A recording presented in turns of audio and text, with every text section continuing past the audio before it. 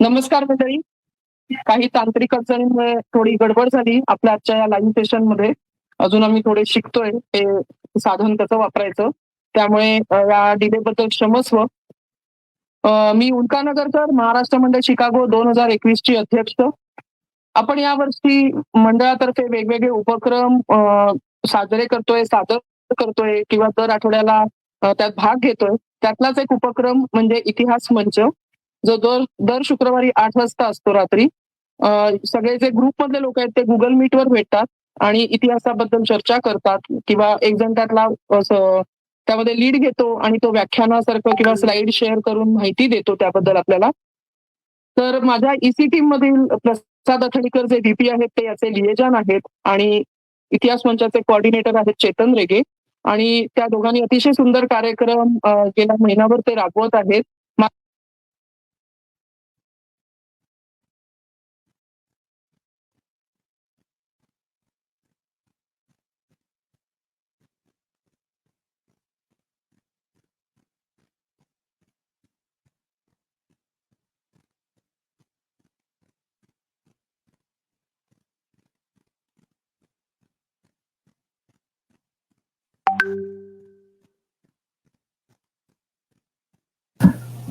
धन्यवाद उल्का. नमस्कार मंडळी, मी प्रसाद अथणीकर, इतिहास मंचचा लिएजन आणि यावर्षीचा व्हाईस प्रेसिडेंट फॉर एमएमसी. थोडीशी टेक्निकल डिफिकल्टी होती, जसं उल्का म्हणाली. We are now back on track and आज लास्ट फ्रायडेला आपण शिवजयंती साजरी केली, तर या फ्रायडेला आपण स्वातंत्र्यवीर सावरकरांची म्हणजे व्याख्यान आहे. तर दिवसेंदिवस आपण चांगले कार्यक्रम करतोय. तर it's great work. Thanks Chetan for coordinating this and over to you now. Thank you. खूप धन्यवाद प्रसाद. सर्वात प्रथम मंडळाचे खूप खूप आभार.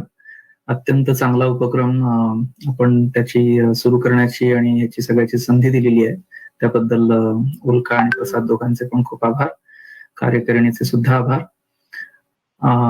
हा उपक्रम जो आहे तो अत्यंत लोकांना इतिहासाची नुसती माहितीच मिळते असं नाहीये, तर आपण सगळेजण सामूहिकरित्या ह्याचा अभ्यास करतो आणि त्या दृष्टीने आपण सगळे एकत्र येतो आहोत आणि चांगल्या गोष्टी तज्ञांकडून शिकून घेतो आहोत. ही गोष्ट फारच कौतुकाची वाटते मला. तर आजचा जो दिवस आहे अत्यंत महत्वाचा दिवस आहे. स्वातंत्र्यवीर सावरकरांची पुण्यतिथी म्हणता येईल किंवा आत्मार्पण दिन या अर्थाने आपण त्यांच्या स्मृती प्रित्यर्थ आजचं व्याख्यान आयोजित केलेलं आहे. तर स्वातंत्र्यवीर विनायक दामोदर सावरकर म्हणजे मूर्तिमंत राष्ट्रप्रेम व अतुलनीय प्रतिभाशक्ती यांचा अद्वितीय संगम. सावरकर हे एक अत्यंत दूरदृष्टी लाभलेले विचारी, क्रांतिकारी, राष्ट्रप्रेमी, हिंदुत्वनिष्ठ, पुरोगामी, कर्मयोगी युगपुरुष होते. भगवान श्रीकृष्णांनी सांगितलेली गीता सावरकर त्यांच्या आयुष्यात यथार्थ जगले. या थोर राष्ट्रपुरुषाने आपले अवघे आयुष्य राष्ट्रासाठी समर्पित केले आणि तेही कोणत्याही फळाची अपेक्षा न ठेवता. त्यांची चरित्र, आत्मचरित्र, विचार, काव्ये, अभिजात साहित्य, कार्य आणि त्यासाठी त्यांनी सहकुटुंब सपरिवार केलेला निस्सीम त्याग या सर्वातून हे प्रकर्षाने सिद्ध होते. साहित्यिक म्हणूनही सावरकरांनी केलेले योगदान मेरू पर्वतासमान. सावरकरांच्या कवितांचे रसग्रहण करताना त्यांच्या मनातील वादळाची कल्पना येते.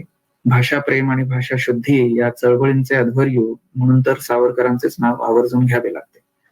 सावरकर हे फरडे वक्ते होते. मनातील विचारांचे कल्लोळ त्यांच्या मुखातून शब्दांद्वारे एखाद्या ज्वालामुखीच्या उद्रेकाप्रमाणे बाहेर पडत असत. भाषेवरील प्रभुत्व आणि ओघवती वक्तृत्व शैली यांच्या जोरावर त्यांनी अनेक सभा गाजवल्या होत्या.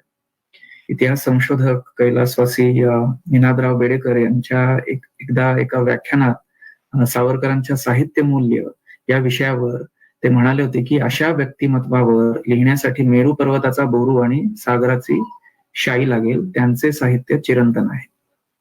तर अशा या चांगल्या कार्यक्रमाची सुरुवात करून देताना आपण सावरकरांच्याच एका अजरामर अशा गीतापासून सुरुवात करू. मी आमंत्रण देतो मधुरा खरे यांना जयोस्तुते या गाण्यासाठी. मधुर. धन्यवाद चेतन. MMC कार्यकारिणीचे खूप खूप आभार. गाण्याला सुरुवात करते. जयोस्तुते जयोस्तुते श्रीमन्मङ्गले शिवास्पदे शुभदे स्वतन्त्रते भगवती त्वामहं यशोयुतां वन्दे यशोयुतां वन्दे.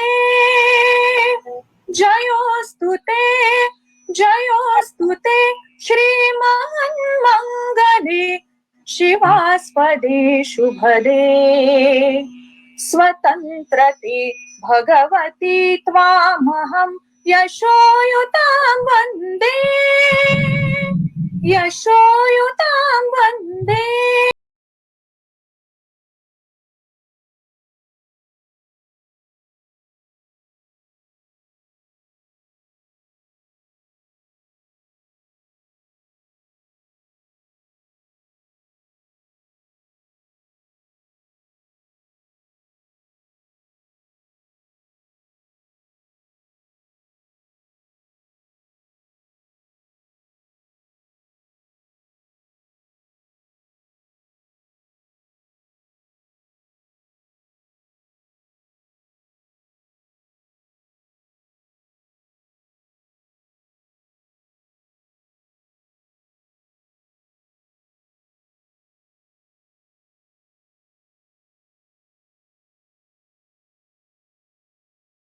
यशोयुतां वन्दे. गालावरच्या कुसुमी किंवा कुसुमांच्या गाली गालावरच्या कुसुमी किंवा कुसुमांच्या गाली स्वतंत्रते भगवती तूच जी विलसतसे लाली. तू सूर्याचे तेज उदधीचे गांभीर्य हि तुझी स्वतंत्रते भगवती स्वतंत्रते भगवती अन्यथा ग्रहण नष्टतेची. वंदे त्वामहं यशोयुतां वन्दे यशोयुतां वन्दे. मोक्षमुक्तिः तुझीच रूपे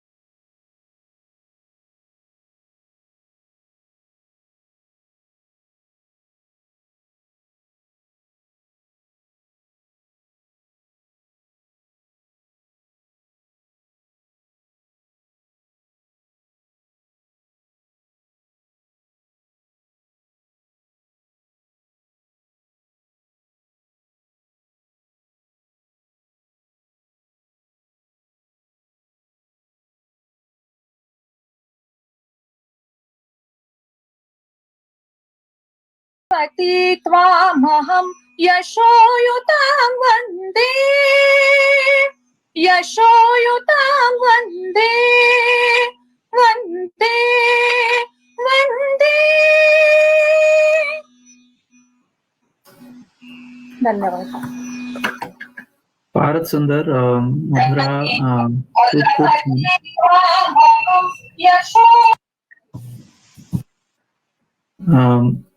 ह्या कार्यक्रमाच्या 8 वाजताची वेळ होती व्याख्यानाची, आणि मी 7:15ला मला एकदम असं वाटलं की आपण काहीतरी सुरुवात करण्यासाठी कार्यक्रमाची अगदी भारदस्त असली पाहिजे, आणि मधुराला आयत्या वेळेला फोन लावला आणि अगदी क्षणाची पण उसंत न घेता तिने लगेच हो म्हटलं आणि हे गाणं आपल्या समोर सादर केलं. मधुरा, तुझे खूप खूप आभार आणि खूप खूप कौतुक यासाठी की एवढ्या पटकन कमी वेळामध्ये तू अगदी तयार झालीस आणि पटकन गाणं म्हणालीस आणि खूप सुंदर म्हणालीस. फार छान. हे खास सावरकरांसाठी. तर आजचा जो कार्यक्रम आहे त्याचा विषय जो आहे स्वातंत्र्यवीर सावरकरांचे साहित्य विश्व. तर आजचे जे व्याख्याते म्हणून आपल्याला लाभलेले आहे श्री चंद्रशेखर साने, त्यांची मी ओळख करून देतो. श्री साने हे गेली 30 वर्षे म्हणजे अगदी महाविद्यालयात शिकत असल्यापासून विविध नियतकालिकातून, वृत्तपत्रातून सावरकर, त्यांचे हिंदुत्व, त्यांचे अभिजात साहित्य, त्यांचा इतिहास अशा विविध विषयांवर लेखन करत आलेले आहेत. सावरकरांच्या कार्यावरती वाहिलेली एक संकेतस्थळ आहे, वेबसाईट www.savarkar.org. तर ह्या संकेतस्थळाच्या उभारणीत सुद्धा त्यांचे महत्वपूर्ण योगदान आहे. गेली अनेक वर्षे ते सावरकर दर्शन, सावरकर स्मारक अशा अनेक संस्थांमधून कार्यरत आहेत. सावरकरांच्या दुर्मिळ व्हिडिओ क्लिप्स, फोटो, बातम्या तसेच अन्य ऐतिहासिक दस्तऐवजांचा शोध त्यांनी घेतलेला आहे. आणि आजच्या आधुनिक युगामध्ये तर आपण व्हॉट्सअप आणि फेसबुक शिवाय जगत नाही, तर त्या सोशल मीडियावरती सुद्धा त्यांचा खूप प्रभाव आहे. त्यांचं फॅन फॉलोईंग भरपूर आहे. सावरकरांचे विषय म्हणजे ते अगदी सतत आपल्या समोर मांडत असतात. तर मी त्यांना आमंत्रण देतो की आजच्या व्याख्यानाची आपण सुरुवात करावी. श्री चंद्रशेखर साने, तुमचं स्वागत. नमस्कार सगळ्यांना. महाराष्ट्र मंडळ शिकागो अध्यक्ष उल्काताई नगरकर, त्याच्यानंतर प्रसाद सर, चेतन, या सगळ्यांना मी धन्यवाद देतो. सावरकरांचा आज स्मृतिदिन आहे आणि रामदास स्वामींच्या मराठा तितुका मेळावा या उक्तीप्रमाणे जगभर महाराष्ट्र मंडळांची स्थापना होते. सगळे मराठी भाषिक एकत्र येतात आणि चांगले चांगले कार्यक्रम घडवतात, आपापसात एकी ठेवतात. आपलं राष्ट्रीयत्व जपतानाच मराठीपणही जपतात. तर या सगळ्याचं एक खूप समाधान वाटतं. तर आज आपण सावरकरांची 55वी हे स्मृतिदिन साजरा करण्यासाठी किंवा त्यांचं स्मरण करण्यासाठी त्यांनी अनेक चांगले चांगले विचार मांडले, ते समजावून घेण्यासाठी, त्याच्यातून आपल्याला प्रेरणा मिळत राहते, पुढच्या पिढ्यांना पर्यंत आपण ते पोचवत राहतो, असे विचार समजावून घेण्यासाठी आपण इथे जमलेलो आहोत. सावरकरांचं साहित्य प्रत्येकच कुठल्याही कलेमध्ये ती व्यक्ती जो आविष्कार करत असते, कलाविष्कार करत असते, त्याच्यामागे काहीतरी मूलभूत त्याची प्रेरणा असते. सर्वसाधारण कलांना समाजाला आनंद देणं, आपले विचार व्यक्त करणं, आपली कला सादर करणं, असे वेगवेगळे कारणांनी कलाकार समोर येत असतात. सावरकरांचं वैशिष्ट्य हे आहे की त्यांना उत्कृष्ट वक्तृत्वही होतं, उत्कृष्ट लेखकही होते. कसं असतं, सहसा दोन ह्या वेगळ्या कला आहेत. म्हणजे लेखक हा वक्ता सहसा कमी असतो आणि वक्ता हा लेखक नसतो, असं एक सर्वसाधारण मानलं जातं. परंतु सावरकरांमध्ये विशेष म्हणजे वक्ता सहजतेषु असं सुद्धा म्हटलं जातं आणि लेखनात ते साहित्य सम्राटच म्हणायला हरकत नाही, एवढं त्यांनी सुंदर साहित्य पुढच्या पिढ्यांसाठी देऊन ठेवलेलं आहे. मी सावरकर साहित्याचा विचार करताना आता 1 तासात आपल्याला जेवढं घेता येईल तेवढं आपण घेऊच या. साधारण एक मी चौकट जी गृहीत धरली ती म्हणजे सावरकरांना जी प्रेरणा होती ती स्वातंत्र्य, समता, बंधुता आणि न्याय हे 4 चौकट आपण त्याला जर धरून विचार केला तर त्यांचं साहित्य त्यात सर्वसाधारणपणाने समाविष्ट होतं. याच्याशिवाय एक 5वं अंग आहे ते म्हणजे लोकशाही. ते कसं ते आपण पुढच्या ह्याच्यामध्ये उभात विषयाच्या तोही घेऊ, पण मुख्य हे 4 घटक. तर सावरकरांचं साहित्याचं एक साधारण मी काय काय आहे महत्वाचं, अगदी सगळं समाविष्ट होणं अवघड आहे, पण मी त्याचे महत्वाचं जे पुस्तकं किंवा त्याची जी हे आहेत मांडण्याचा प्रयत्न करतो. एक मिनिट मला. हा, ठीक आहे. तर त्यांचं सशस्त्र क्रांतीचं तत्वज्ञान याच्यामध्ये जगभर गाजलेला ग्रंथ 1857 समर, आणि दुसरं त्यांनी लंडन मधून काही बातमीपत्र पाठवली होती, तर ती त्याच्यात सुद्धा अशाच स्वरूपाचं तत्वज्ञान की आपण अहिंसेनी स्वराज्य मिळवू शकतो का किंवा दुसऱ्या कुठल्या उपायांनी, आणि सशस्त्र क्रांती हेच कसं जास्त योग्य आहे, इतिहासाचा नियम आहे वगैरे, ते सगळं त्याच्यामधून त्यांनी मांडलंय. 3रा विभाग मी केलाय इतिहास लेखन त्यांचं. तर त्याच्यामध्ये हिंदुपद बादशाही हा एक ग्रंथ आहे. रणशिंग हे वेगवेगळ्या लेखांचं पुस्तक आहे. आणि 3रं त्यांच्या आयुष्याच्या शेवटच्या टप्प्यात लिहिलेलं 6 सोनेरी पाने. 4था विभाग मी केलेला आहे इहवादी लेखन, म्हणजे त्याच्यामध्ये त्यांचं विज्ञाननिष्ठ निबंध येतात सगळे. दुसरं येतं जातीच्छेदक निबंध, म्हणजे जातीभेद विरुद्ध त्यांचं सगळं जे काही लेखन आहे, ही सगळा समाज एकजिन्सी व्हावा आणि भेदाभेद संपावेत यासाठी. त्याच्यानंतर त्यांचा आध्यात्मिक दृष्टिकोन हा एक त्याचाच भाग मी म्हणून घेतलेला आहे. पुढचा विभाग केला हिंदुत्वाचा. हिंदू कोण आणि हिंदू राष्ट्रदर्शन ह्या दोन्ही ह्या पुस्तकांना खूप महत्व आहे, आणि त्याला त्याच्या मागे धार्मिक पेक्षा लोकशाहीचा आणि इहवादाचा अंग कसं आहे हे मी त्याच्यामध्ये घेईन. त्याच्या पुढचा विभाग एकत्र केलाय काव्य, कथा, कादंबरी आणि नाटकं, आणि त्याचा आपण प्रभाव त्याप्रमाणे बघत जाऊया.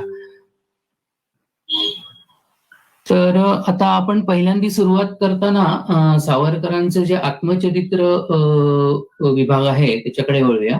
सावरकरांनी आत्मचरित्र विभागामध्ये आपली पूर्वपीठिका अशी जी सुरुवात केलेली आहे, तर त्याच्यामध्ये आपल्या जन्माच्या आधी आणि त्याच्या बालपणात साधारण भारतीय राजकारणात आणि समाजकारणात काय काय घडत होतं किंवा काय विचारांचे प्रवाह होते. तर आपण आता पहिलं सुरुवात करूया त्यांची आत्मचरित्रपर जे लेखन आहे त्यापासून. तर त्याच्यामध्ये पूर्वपीठिकाचा जो भाग आहे, तर त्याच्यामध्ये त्यांच्या जन्माच्या आधी आणि त्यांच्या बालपणीचा काळ, ह्याच्यामध्ये भारतात वेगवेगळे तेव्हा 8 प्रांत होते भारताचे, आणि काही संस्थाने, एक प्रिन्सली स्टेट होती. तर त्या सगळ्या ठिकाणी काय काय राजकीय आणि सामाजिक घडामोडी घडत होत्या याचा त्यांनी आढावा घेतलाय. म्हणजे तो वेगवेगळे तेव्हाचे काँग्रेस, आता त्यांचा जन्म आहे 28 मे 1883 सालचा, आणि काँग्रेसची स्थापना झालेली आहे 2च वर्षांनी त्यांच्या दुसऱ्या वयात 1885 साली. तर त्याच्या आधी घडून गेलेलं 1857 समर असेल, वासुदेव बळवंत फडके यांचे क्रांतिकार्य असेल, त्याच्या आधी उमाजी नाईकांचं असेल, तर या सगळ्याचा आढावा त्यांनी पूर्वपीठिकेमध्ये घेतलेला आहे. आणि त्याच्यातले काँग्रेसमधले पुढे पडलेले मवाळ आणि जहाल गट या सगळ्याचं हे केलंय. त्याच्यात सावरकरांनी एक महत्वाची नोंद घेतलेली आहे की काँग्रेसच्या पायाभरणीतच मुस्लिम अनुनयाचा कालद्भव, म्हणजे काँग्रेसची स्थापना होतानाच मुसलमानांची किंवा इस्लामची स्वतंत्र राष्ट्रवादाची एक त्यांनी टाइम बॉम्ब पेरून कसा राहिला, म्हणजे आपल्याला राष्ट्रीय म्हणावं, सगळ्यांनी एकत्र यावं, यासाठी चांगल्या हेतूनी काँग्रेसनी काही सवलती देत गेले मुसलमानांना, पण त्याचा कसा परिणाम उलट होत गेला याच्याविषयी सावरकरांनी ते वर्णन केलंय. याच्या पुढे त्यांचं माझ्या आठवणी याच्यामध्ये भगूर, नाशिक यातली त्यांची जी सगळी जडणघडण झाली, त्यांनी मित्रमेळा स्थापन केला, त्याच्यानंतर त्यांचं पुढे अभिनव भारतात रूपांतर झालं गुप्त चळवळीमध्ये, या सगळ्याचा त्यांनी लेखाजोखा मांडलाय. आपल्या बालपणीचे सहकारी, आपलं कुटुंब, या सगळ्याचं भगूरच्या आठवणीमध्ये, नाशिकच्या पुढे आठवणीमध्ये सगळं येत गेलेलं आहे. आपल्याला आता जसं एका पॅन्डेमिक याला तोंड द्यावं लागतंय कोविड-19ला, तसं त्या काळात 1897 साली एक भयंकर मोठी साथ आली ती म्हणजे प्लेगची. तर त्या साथीमध्ये सगळ्या म्हणजे महाराष्ट्रात काय बाहेर सुद्धा ही एक पसरत गेली आणि हजारो लोक मृत्युमुखी पडत होते. तर त्या अर्थातच त्याच्यातून सावरकर कुटुंबही सुटलं नाही आणि त्याच्यावर त्यांचा कसा परिणाम झाला. अनेक कुटुंब देशोधडीला लागली, तसं सावरकर कुटुंबही याच्यातून देशोधडीला लागलं. सावरकरांचे वडील, आई तर त्यांच्या लहानपणी गेली होती आणि वडिलांनी त्यांचा सांभाळ करत होते, पण त्यांचे वडील, त्यांचे काका हे या प्लेगच्या साथीमध्ये बळी पडले. इतकंच नाही तर त्यांचे वडील बंधू बाबाराव सावरकर आणि धाकटे बंधू बाळ सावरकर किंवा डॉक्टर नारायण सावरकर म्हणून ओळखतो आपण त्यांनाही प्लेगची लागण झाली. सुदैवाने त्यांना स्वतःला आणि त्यांची 2च वर्षांनी लहान असलेली त्यांची मातृसमान वहिनी म्हणजे येसू वहिनी, तर त्यांना दोघांना ही लागण झाली नाही. परंतु त्यांनी याला कसं धीराने तोंड दिलं, त्यांच्या मनात कसे वेगवेगळे म्हणजे सावरकर मुख्य म्हणजे ह्या एक प्रत्येक अनुभवातून ही थोर माणसं असतात, ती शिकत जातात आणि त्यांचा अनुभव संपन्नता ही त्यांनी लिहून ठेवल्यामुळे आपल्यापर्यंत आज पोहोचली आणि आपण त्याच्यातून धडा घेत राहतो. तर त्या सगळ्याचा आपल्याला या लेखनातून आपल्यापर्यंत ते पोचत राहतं. त्याच्या पुढचं शत्रूच्या शिबिरात हे जे त्यांचं पुस्तक आहे ते एका अर्थाने आत्मचरित्राचा एक भाग म्हणता येईल. याचं कारण असं आहे की हे एक तर स्वातंत्र्यानंतर प्रकाशित झालेलं आहे आणि त्याच्याशिवाय म्हणजे याचं अर्धलेखन पूर्ण झालं त्यावेळेला त्यांचे एक अभिनव भारताचे सहकारी हरनाम सिंग, जे त्यांना बोटीवर भेटलेले होते, तर ते त्यांना अचानक भेटायला आले आणि त्यांनी काय त्यांच्यात कारण असतील, कदाचित सशस्त्र क्रांतीला म्हणावं तसं राजाश्रय नव्हता किंवा इतिहासातून पुसून टाकण्याचे प्रयत्न झाले आणि तेव्हाच्या अनेक गुप्त आठवणी आणि ज्या कदाचित त्यांना वाटलं असेल की ह्या आत्ताच प्रकट करण्याची योग्य वेळ नाहीये, त्यामुळे त्यांनी विनंती केली की तुम्ही हे सगळं लिहू नका. त्यामुळे सावरकरांनी ते लिहायचं थांबवलं. सशस्त्र क्रांती ही सर्वसाधारण गुप्त चळवळी असतात.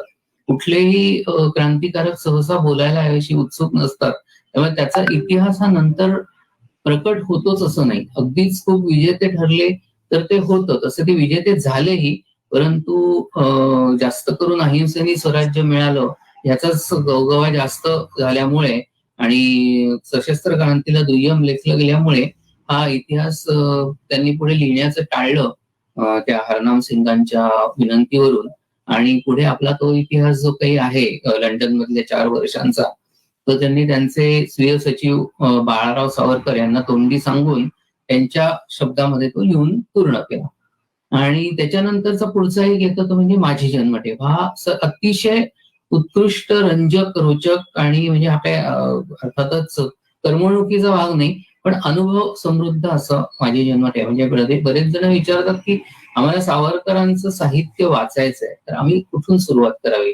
त्यांना मी माझी जन्मठेप हेच नेहमी सांगत असतो, कारण आपण एक सर्वसाधारण हे असतं की सावरकरांची भाषा संस्कृत प्रचूर आहे, जड आहे, लांब लांब पल्लेदार वाक्य असतात. तर तसं असलं तरी आपण एक नेटाने वाचत गेलो तर आपल्याला त्यांच्या शैलीची ओळख होत जाते आणि आपण सरावलो एकदा की ते फार सोपं होऊन जातं आणि त्याची मजाही कळायला लागते.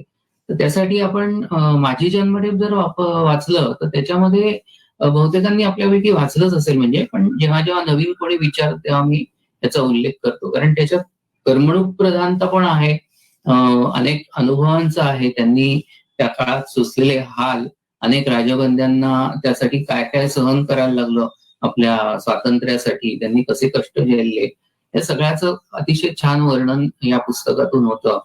तर तो विभाग अगदी आवर्जून आजच्या म्हणजे अनेक वेळेला असं होतं की भारतात काय किंवा कुठेही जगभर काय की साध्या वैयक्तिक, साधी म्हणजे आपल्यासाठी साधी असतात, त्यांना कदाचित मोठी असतील की वैयक्तिक कारण असतात, प्रेमभंग झाला, परीक्षेत अपयश आलं, दुसऱ्या कशात अपयश आलं, तर आत्महत्येकडे प्रवृत्ती वाढत चाललेली आहे लहान मुलांची. तर मी सांगेन की त्यांनी हे माझी जन्मठेप जरूर वाचावं. काय प्रसंगातून जायला लागलंय या सगळ्यांना आणि त्यांनी त्यावर कशी मात केली हे जर समजावून घेतलं तर निश्चितपणाने त्यांना सकारात्मक परिणाम होईल आणि आयुष्याकडे बघण्याची त्यांची दृष्टी ही बदलून जाईल. तर हा सगळा आत्मवृत्ताचा विभाग आपण घेऊया. आपल्याला एक जरा धावता आढावा घ्यायला लागणार आहे, कारण सावरकर साहित्याचा आवाका खूप मोठा आहे. याच्या पुढचा आपण जो घेऊया तो म्हणजे सशस्त्र क्रांतीचे तत्वज्ञान. आता ही जी सशस्त्र क्रांती हा जो विचार आहे, तर स्वातंत्र्यासाठी सशस्त्र क्रांती. कारण सावरकरांनी आपलं जे साधन मानलं क्रांतीसाठी, तर ते सशस्त्र क्रांती. त्यावेळेला एक असं हे चाललं होतं की आपण असा शस्त्रांचा वापर करण्याऐवजी अहिंसेचा जर आपण वापर केला किंवा इंग्रजांकडे अर्ज विनंत्या केल्या तर आपल्याला तर त्यांचं सशस्त्र क्रांतीचं त्यांचे लहानपणचे मित्र कवी आबा दरेकर यांनी म्हटल्याप्रमाणे रणाविण स्वातंत्र्य कोणा मिळेना असा इतिहासकालीन सिद्धांत जाणा हे त्यांची वाक्य आहेत. आणि त्याच्यावर या सगळ्या सशस्त्र क्रांतिकारकांची खूप श्रद्धा होती की आपण इंग्रजांनी आपल्याला रणात जिंकलेले आहे, म्हणजे युद्ध करून जिंकलंय, तर त्यांच्याकडे काही तुम्ही किती अर्ज विनंत्या केल्या तरी तो शेवटी एक त्याला म्हणजे त्यांची सत्ताच बळकट होणार आहे या विचाराने त्यांनी तो हा मार्ग स्वीकारला. आता ह्याच्यामध्ये सावरकरांचे मित्रमेळा म्हणजे त्यांच्या तरुण वयामध्ये जे साहित्य आहे त्याच्यामध्ये सर्वात त्यांनी सुरुवात केली पहिली ती पोवाडे त्यांचे हे महाराष्ट्रभर गाजायला लागले. त्यांच्या पोवाड्यांची एवढी मोहिनी सर्वत्र पसरली की सगळ्या शिवजयंती उत्सवात, गणपती उत्सवात त्यांचे पोवाडे, शिवकाळावरचे पोवाडे हे सबंध महाराष्ट्रभर ज्याच्या त्याच्या तोंडी होऊ लागले. त्याचा एक प्रभाव सगळ्यांच्या मनावर पडायला लागला आणि इतिहासाचा विषय असल्यामुळे ब्रिटिशांना त्या विरुद्ध काही फारसं बोलता येत नव्हतं, कारण हा डायरेक्ट असा प्रत्यक्ष तुम्ही क्रांती करा असा संदेश देण्याऐवजी आपल्या इतिहासाची आठवण जागृत करून त्याच्यातून प्रेरणा कशी घेता येईल असा सावरकरांचा प्रयत्न होता. जेव्हा बाजीप्रभूंनी कसे युद्ध केलं किंवा तानाजींनी काय साहस केलं, शिवाजी महाराजांनी कसं त्यांची आरत्या रचले सावरकरांनी तो प्रभू शिवाजी राजा नावाची, किंवा दुसरं त्यांचं हे हिंदू नृसिंहा प्रभू शिवाजी राजा हे स्तोत्र आजही म्हटली जातात, लोकप्रिय आहेत. तर हा सगळा तो काळ आहे. स्वतंत्रतेचं स्तोत्र मगाशी मधुराजींनी म्हणून दाखवलं तर ते सुद्धा याच काळात रचलेलं आहे. त्याच्यामध्ये सावरकरांनी स्वातंत्र्याचं जे वर्णन केले आहे, तर स्वातंत्र्यवीर म्हणून आपण त्यांना ओळखतो, तर त्याचं संपूर्ण त्यांचं आयुष्य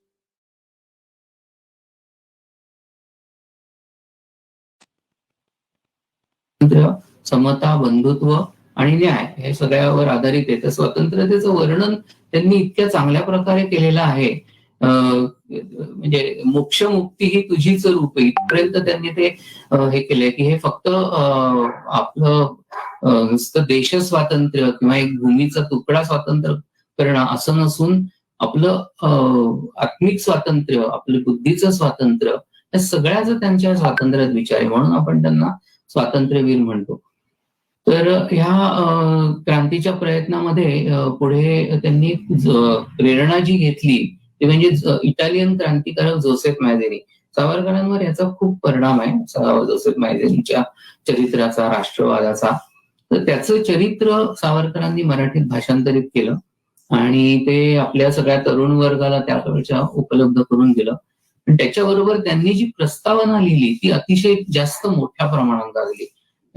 त्याच्या प्रस्तावनेत त्यांनी सशस्त्र क्रांती ही कशी अनिवार्य आहे आणि आपण त्याच्यातून कसं धडा घेतला पाहिजे याचं त्यांनी प्रस्तावनेत अतिशय ओजस्वी विचार मांडलेले आहेत.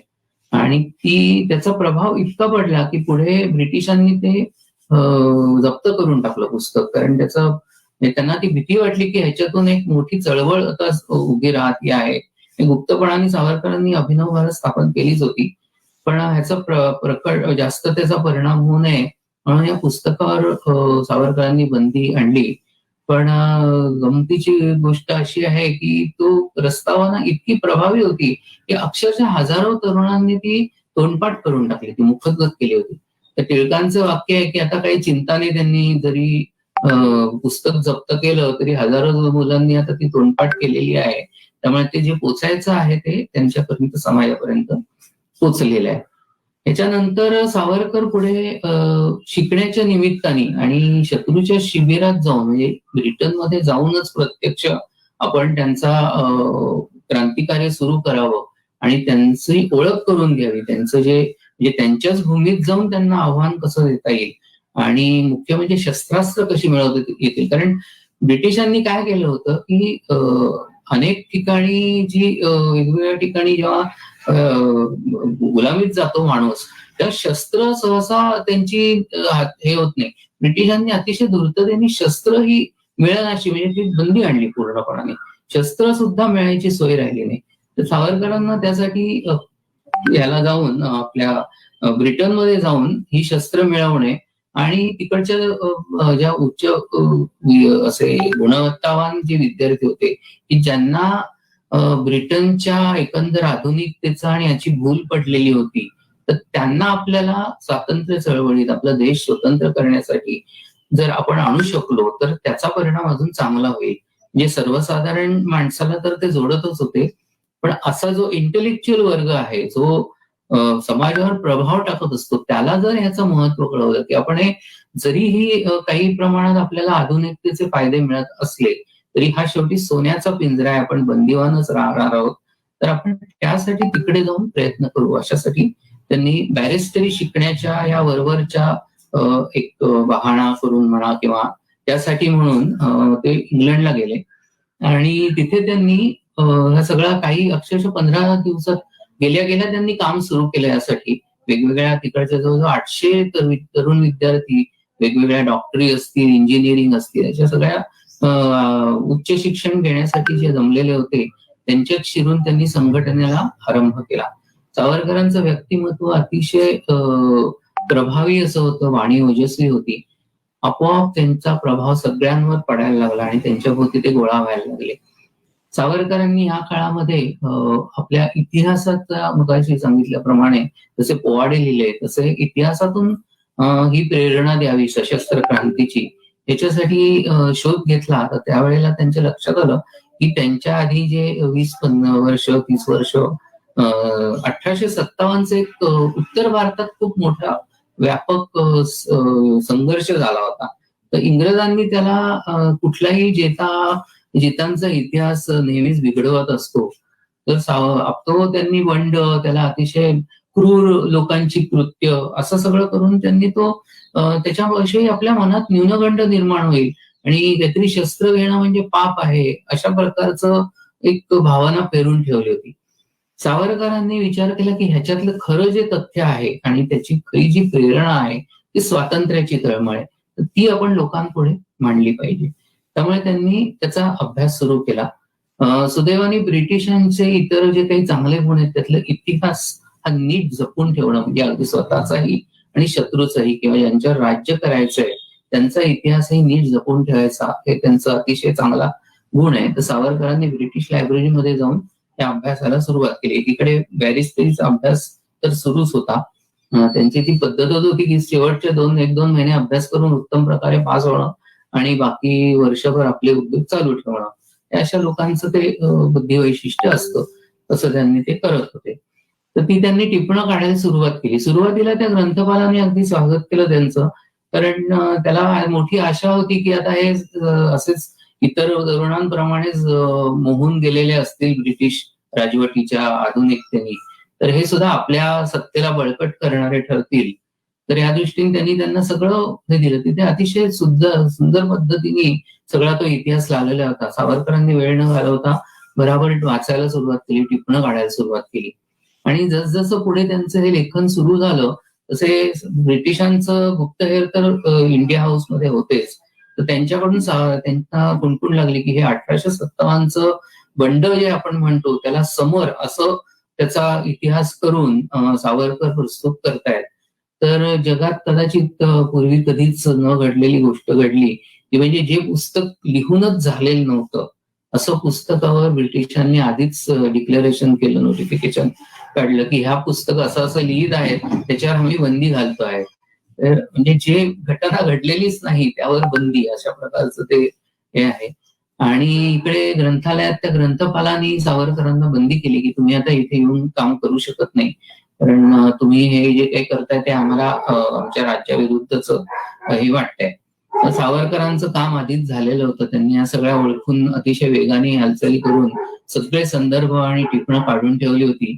त्यांनी तो नंतर 2 महिने शांत बसून एक हातीसंबंध ग्रंथ लिहून काढला आणि अक्षरशः त्या ग्रंथाने इतिहास घडवला.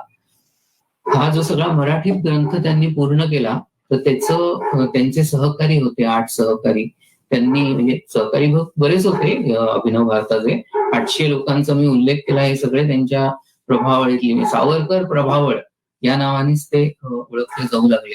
निरंजन पाल होते, बॅरिस्टर असफअली होते, नंतर पंजाबचे गव्हर्नर झालेले त्यांचं नाव माझ्या आता लक्षात नाहीये, ते वांशी अय्यर होते, पुढे आपले VVS अय्यर होते. असे सगळे मोठमोठे उच्च ब्रह्मलाल धिंगरा यांनी तर नंतर हुतात्मा करलेले. यातल्या 8 जणांनी, सेनापती बापट होते, त्या सगळ्यांनी मिळून या मराठी ग्रंथाचं ते इंग्लिश भाषांतर करायला सुरुवात केली आणि तेवढ्याच तेजस्वी मराठीमधलं लिहिलेलं हे सर्व पुस्तक त्यांनी तितक्याच उगवत्या आणि सुंदर इंग्लिशमध्ये भाषांतरित केलं. आता तो मुद्रित करायचा प्रश्न आला. बंदी असल्यामुळे इंग्लंडमध्ये छापणं शक्य नव्हतं, भारतात शक्य नव्हतं. अशा प्रकारे काही काही ठिकाणी त्यांनी जर्मनीत कुठे काय असं करत ते शेवटी बाहेरून छापून आणलं आणि सर्वत्र त्याच्या प्रती वितरित करायला सुरुवात केली. आणि अक्षरशः त्याच्या इतक्या हातोहात, आधीच त्याची बंदी असल्यामुळे एखाद्या कुठल्याही याला बंदी आली की तो जो एक उलटा परिणाम होतो तसा त्याही पुस्तकावर झाला. मुळात पुस्तक अप्रतिम होतं, तेजस्वी होतं. त्याच्यावरच एक म्हणजे तेही वाचण्यासारखे. आज जरी आपली सशस्त्र क्रांती हा कुठलाही हेतू नसला, करायचाही नसला, आपण लोकशाहीत जगत आहोत, तरी त्यावेळेला तशी स्थिती नव्हती. त्यामुळे त्या काळात लोकांना ते अतिशय भारून टाकणारं ठरलं. अनेक पिढ्यांवर क्रांतिकारकांच्या त्याचा प्रभाव पडला. म्हणजे नुसतं क्रांतिकारकांवर नाही, सर्वसामान्य लोकांवरही त्याचा खूप प्रभाव पडत होता. अनेकांनी आठवणीत लिहिलंय की आम्ही सावरकरांचा तो ग्रंथ वाचला आणि आम्हाला प्रेरणा मिळाली. भगतसिंग यांनी त्यांच्या क्रांतिकारकांच्या सहकार्यांसाठी त्या ग्रंथाचं एक आवृत्ती काढली. पुढे सुभाषचंद्र बोसांनी आझाद हिंद सेनेसाठी त्याची एक आवृत्ती काढली. असे कॅप्टन जगन्नाथराव भोसले आठवण सांगतात की आमच्या आझाद हिंद सेनेपुढे दिलेल्या अनेक भाषणांमध्ये नेताजी त्यातले उतारेच्या उतारे वाचून दाखवत. त्यातली चलो ही दिल्ली ही सुद्धा जी घोषणा आहे याच पुस्तकातून घेतलेली आहे. तर अशा प्रकारे या ग्रंथाचा प्रभाव सर्वत्र पडत गेला. गुप्तपणाने प्रती छापल्या होत्या. त्या सर्वांचं सावरकरांना काही मानधन मिळवण्याची शक्यता नव्हती आणि त्यासाठी त्यांनी ती लिहिलंही नाही. कारण त्यांच्या आयुष्यामध्ये स्वतःचा स्वार्थ, सुख, पैसा हे अत्यंत दुय्यम होतं. मुख्य निस्वार्थीपणा, सामाजिक बांधिलकी आणि देशाचं स्वातंत्र्य हा सगळ्याचा कायम त्यांचा जगण्याची प्रेरणा आणि हेतू राहिलेला आहे. अतिशय गौण स्थान होतं त्यांच्या आयुष्यामध्ये स्वतःचं सुख आणि हे. तर त्याला अनुसरून ते त्या ग्रंथाचा पुढचा इतिहास सुद्धा खूप मनोरंजक आहे. हे ते मूळ हस्तलिखित होतं, ते बहुतेक या सगळ्या ह्याच्यात गहाळ झालं असा समज झाला लोकांचा. आणि इंग्रजी भाषांतर एक पटवर्धन म्हणून लेखकांनी परत मराठीत भाषांतर करून ते मराठी लोकांसाठी, वाचकांसाठी पोचवलं. पण आता ही प्रत काय आता ते मिळणार नाही अशाच स्वरूपात, म्हणजे सगळे समजूतच असताना अचानक अमेरिकेतलेच डॉक्टर कुटिन्हो म्हणून एक अभिनव भारताचे सदस्य होते. त्यांनी सावरकरांना कळवलं की तुमची जी प्रत होती ती पॅरिसच्या एका बँकेच्या लॉकरमध्ये मॅडम कामा या त्यांच्या सहकारी होत्या, दुसऱ्या पारशी महिला होत्या आणि ज्यांना सावरकरांनी आमच्या अभिनव भारताच्या माता असं त्यांचं एक विनोदाने वर्णन केलंय. त्यांनी प्रचंड श्रीमंतही होत्या. त्यांनी त्यांचा सगळा पैसा त्या क्रांती कार्यासाठी दिलेला आहे. अशा अनेक लोकांचा इतिहास त्या मानाने शालेय इतिहासातून आज पोचत नाहीये. तो अशा आपल्या वेगवेगळ्या भाषणातून म्हणा, सोशल मीडियातून म्हणा पसरवला पाहिजे आणि पुढे मागे तो शालेय इतिहासात सुद्धा येईल अशी आपण आशा करूया. तर अगदी आहे, एक 4-4, 5-5 ओळींमध्ये तो येतो. तर त्या मॅडम कामांनी ती बँकेच्या लॉकरमध्ये ठेवलेली प्रत हस्ते परहस्ते अमेरिकेत पोहोचली होती. तर मी आता तुम्हाला ती पाठवतो असं म्हणून बोटीनी पाठवली. हे सगळं आता स्वातंत्र्यानंतर घडलं आणि ती प्रत मूळ हस्तलिखित जी प्रत होती ती सावरकरांना परत आली. सावरकरांना जगभर इतिहास गाजवलेली, प्रभाव टाकलेली प्रत बघून काय वाटलं असेल हे आपण कल्पना आपण करू शकत नाही, एवढं म्हणजे धन्यच वाटलं असेल. तर तो शेवटी आज ती सावरकर स्मारकात सुरक्षित आहे सुदैवानी. त्याचं तो एक आपलं भाग्य आहे. मात्र दुसरा एक शिखांचा इतिहास म्हणून ग्रंथ सावरकरांनी लिहिलेला आहे, तो मात्र आजतागायत मिळालेला नाही. ते अतिशय तेजस्वी इतिहास शिखांचा असा सावरकरांनी त्या काळात लिहिला.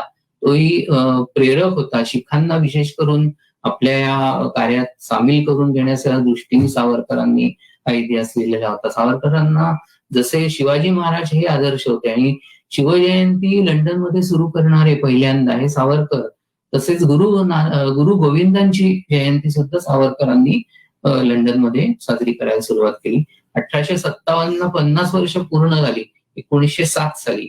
त्याचा सुद्धा उत्सव सावरकरांनी खुद्द लंडनमध्ये केला. आणि म्हणजे त्याचं विश्लेषण इतकं धसका बसलं की हे सगळं काय चाललंय, त्यांना ते थांबवता येईना. मुळात ब्रिटनची रचना ही लोकशाहीवादी होती, म्हणजे आपल्या भारतापेक्षा तिकडे त्यांना जास्त हे दडपणं शक्य नव्हतं. तर त्यामुळे हे सगळ्याचा सावरकरांनी फायदा घेऊन तिथल्या संबंध सुशिक्षित उच्च शिक्षित तरुणांमध्ये ही क्रांतीची ज्वाला पेटवली. पुढे मग त्याचं रूपांतर पुढे गदर पार्टीत झालं. लाला हरदयाळ वगैरे सारख्यांनी अगदी थेट पहिल्या महायुद्धामध्ये सुद्धा जो नंतरच्या दुसऱ्या महायुद्धात सुभाषचंद्रांनी जो प्रयत्न केला तो सुद्धा पहिल्या महायुद्धात करायचा खूप प्रयत्न झाला. गदर पार्टी किंवा कोमागाटामारू प्रकरण म्हणून जे प्रसिद्ध आहे ते सैन्यात उठाव करण्याचे प्रयत्न हे सगळे करत होते. सावरकरांची अंदमानातली काही चित्र काढून, काल्पनिक चित्र काढून ती पसरवण्यात आली की अरे आपला नेता, आपला भाईबंद तुरुंगात हाल अपेष्टा सोसतोय आणि आपण इथे काय बसलोय असं म्हणून तो सशस्त्र क्रांतीचे प्रयत्न पुढे चालू राहिले. तो नंतरचा इतिहास झाला, परंतु असा तो ह्या 1857चा प्रभाव म्हणून मी तुम्हाला सगळं सांगितला. 1857 मॅझिनी ह्या 2 पुस्तकांचा, त्याच्याशिवाय एक लंडनची बातमीपत्रे म्हणून एक पुस्तक आहे. तर ती भारतातल्या बिहारी नावाचं एक मासे हे निघायचं, साप्ताहिक निघायचं. तर त्याच्यासाठी सावरकर तिथून बातमीपत्र लंडनला, जगात काय चाललंय, लंडनमध्ये काय चाललंय हे भारतातल्या लोकांना समजावं म्हणजे आपल्या दृष्टिकोनातून, त्यासाठी बातमीपत्र पाठवायचे. तर त्याचे सुद्धा हस्ते बरं असते, म्हणजे अप्रत्यक्ष रीतीने सशस्त्र क्रांतीचा पुरस्कार, स्वदेशी चळवळीचं महत्व किंवा ह्याचे प्रयोग जे आहेत की अप्रत्यक्ष, तेव्हा काही सत्याग्रह, अहिंसा हे शब्द प्रचलित झाले नव्हते.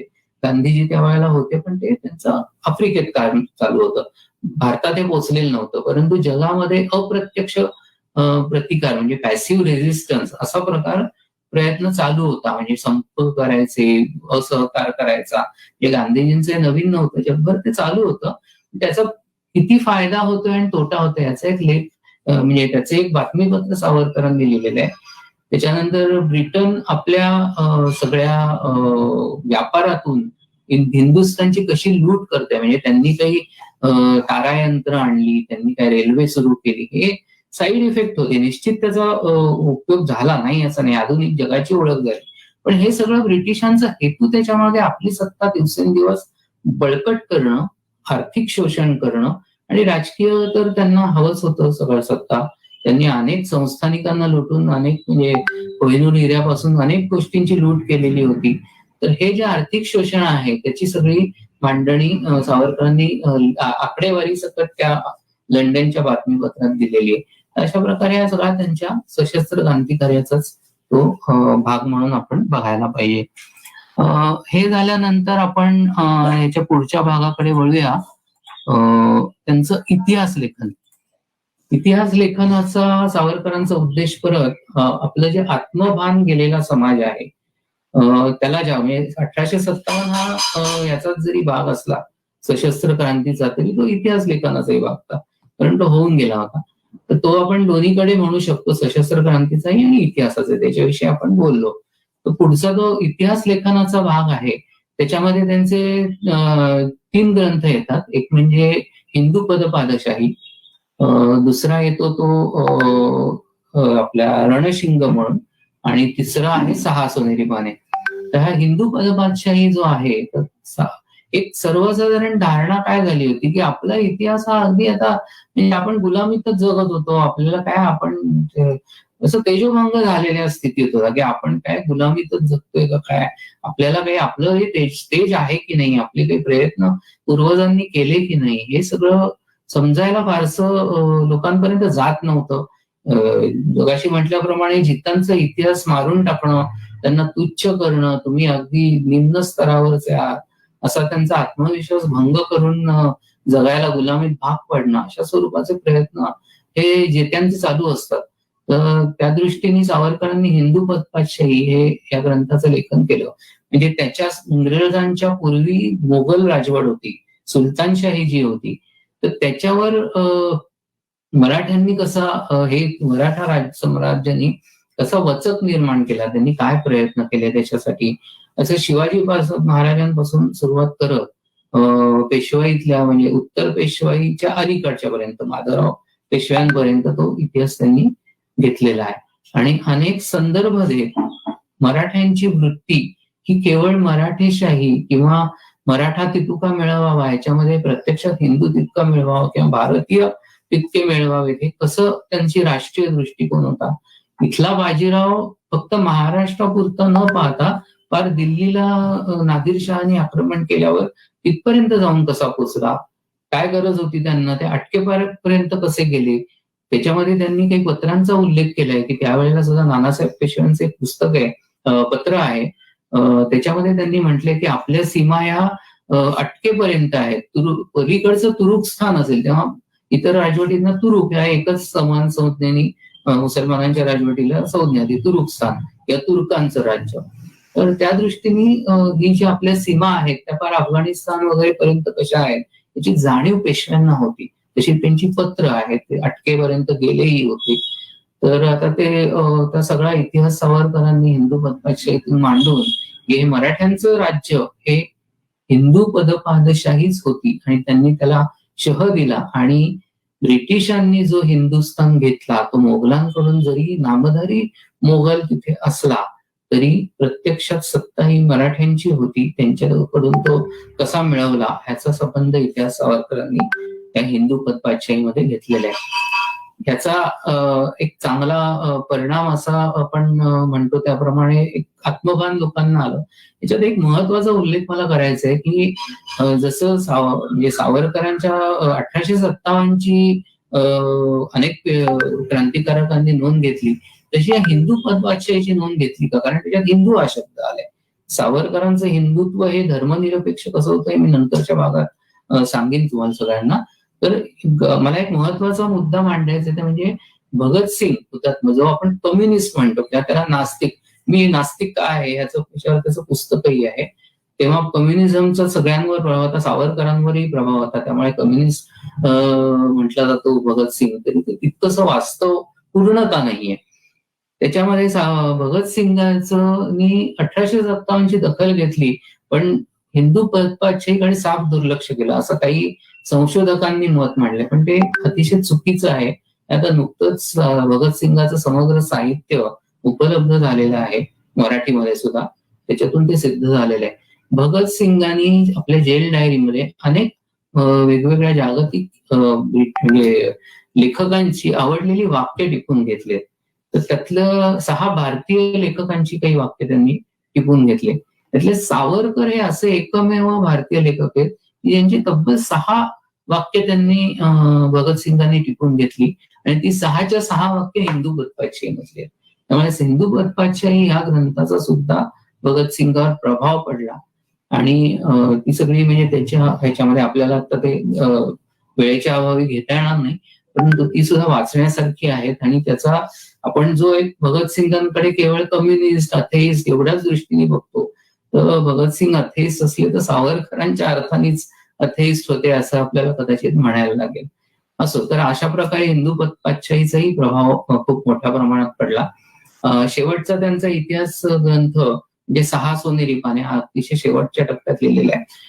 तर सावरकरांनी मुख्य त्याच्या मागची कारणं अशी झाली की हिंदूंचा स्वातंत्र्यानंतरही हिंदूंचा इतिहास पराभवाचा, ब्रिटिशांच्या पूर्वी इथे राष्ट्र म्हणून काही नव्हतंच किंवा सगळ्यांनी असं काही प्रयत्नच केले नाही, आले सगळेजण, आक्रमण झाली धडाधड आणि काही प्रतिकार न करता सगळे गुलामीत गेले, अशा स्वरूपाची एक मनोभूमिका तयार मुद्दाम केली होती. आपले काही लोक त्याला बळी पडले होते, हिंदूंचा इतिहास हा पराभवांचाच इतिहास आहे असा प्रचार सुरू होता आणि खरोखरच तसा खूप वाईट परिणाम हिंदू समाजावरही होत होता.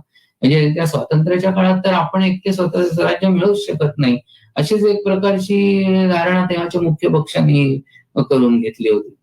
तर सावरकरांनी त्याला एक वेगळे आपला दृष्टिकोन द्यावा याच्यासाठी इतिहासाचा ग्रंथ म्हणता येणार नाही, रूढार्थाने परीक्षण म्हणून आपण त्याला, ते इतिहास लेखन नाहीये. त्यांनी एक परीक्षण केलं की गेल्या 2-2.5 वर्षांच्या काळात भारतीयांनी म्हणजे हिंदूंनी, कारण मुसलमान हे नंतर आले 13व्या शतकात 11व्या शतकात, त्याच्या आधी भारत आणि हिंदुत्व हे काही वेगवेगळे नव्हतं. या देशाला हजारो वर्षापासून हिंदुस्थान हेच नाव आहे.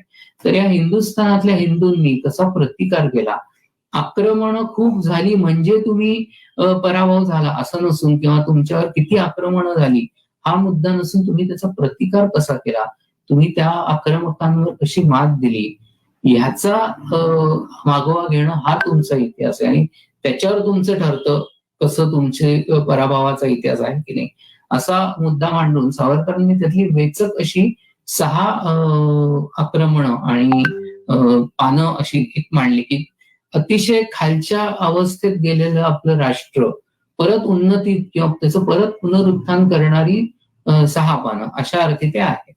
तर ग्रीकांचं आक्रमण एक सर्वात मोठं, शकांचं आहे, कुशाणांचं आहे, हुण लोकांचं, जे हुण तर संबंध जगभर त्यांनी थैमान, म्हणजे त्यांना तारतार म्हणतो, आणि चीनची भिंत ही सुद्धा त्याच भयातून निर्माण झालेली एक आहे. तर अशी जगभर त्यांची अत्यंत क्रूर अशी आक्रमण होती, ही सुद्धा उत्तर भारतातल्या लोकांनी कशी थोपवून धरली.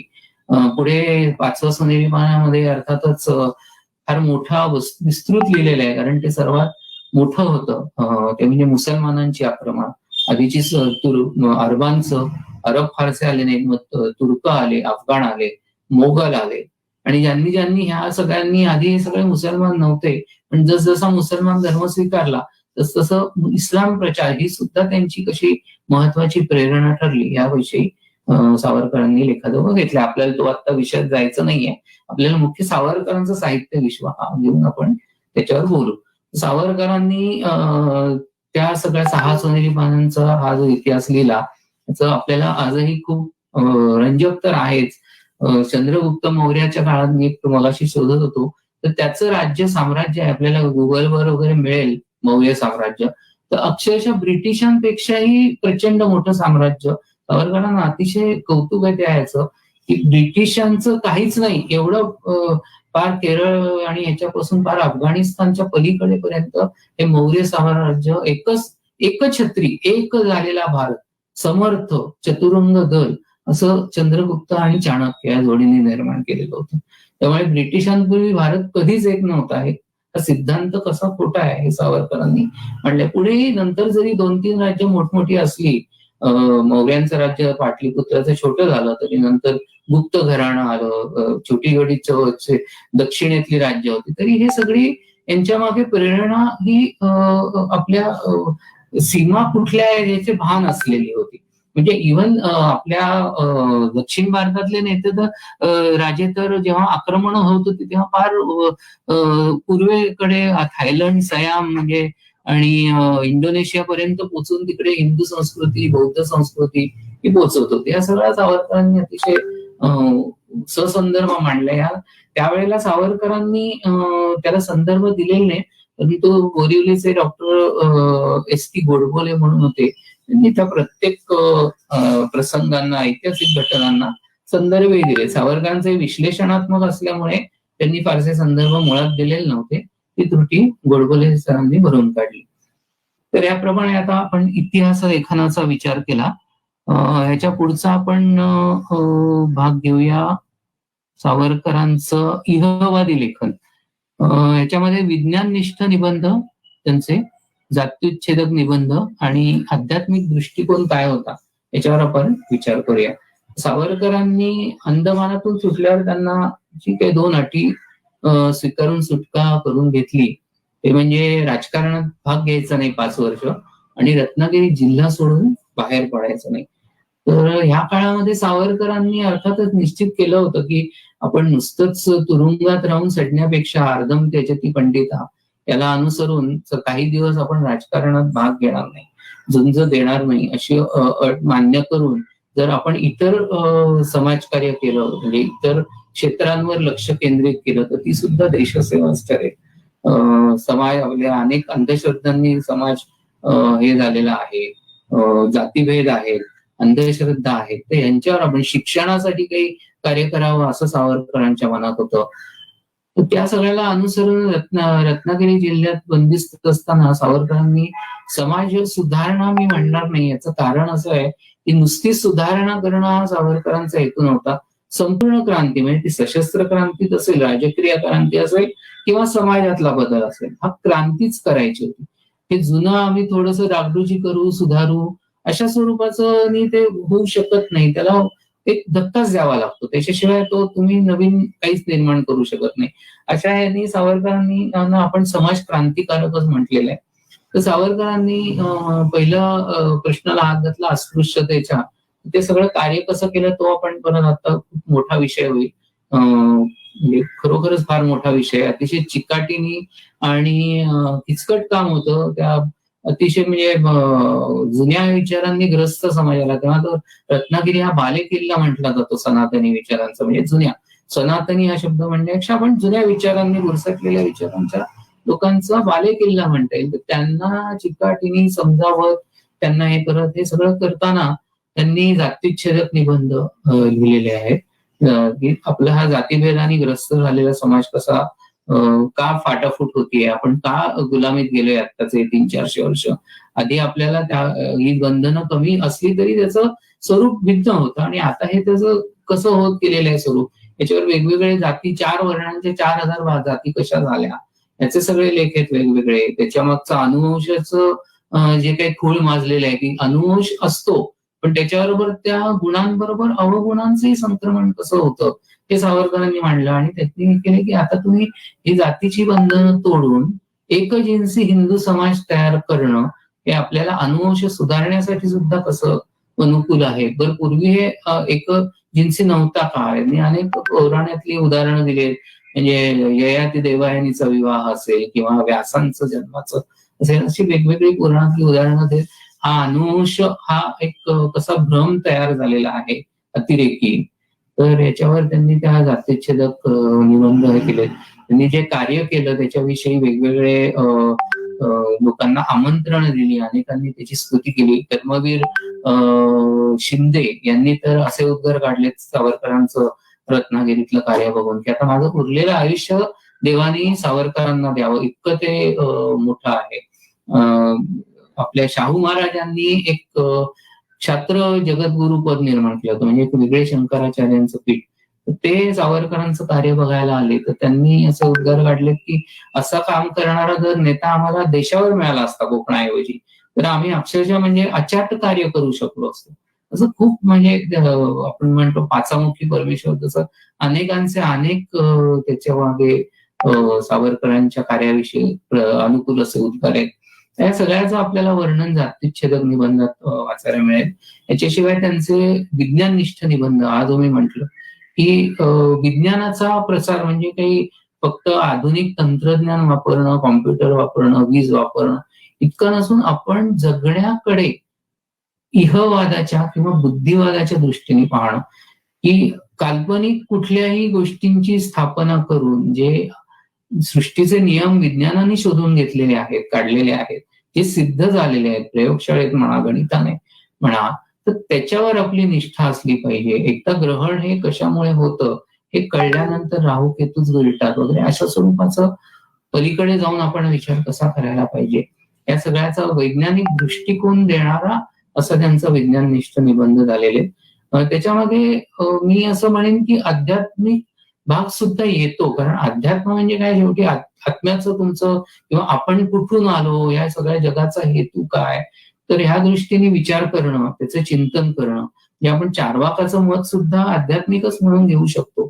जसं सावरकरांचा इहवादाचा विचार हा अज्ञेयवादी म्हणजे ॲग्नोस्टिक या अर्थाने इंग्लिश मधल्या आपण घ्यायला लागतो. तर ती सगळी मतं सावरकरांनी मांडली. त्याच्यातलं एक विश्वाचा देव आणि मनुष्याचा देव असे दोन विभागणी करून सावरकरांनी अतिशय महत्वाचं वाक्य म्हटलेलं आहे की जग किंवा सृष्टी ही आपली म्हणजे मानव केंद्रित नाहीये.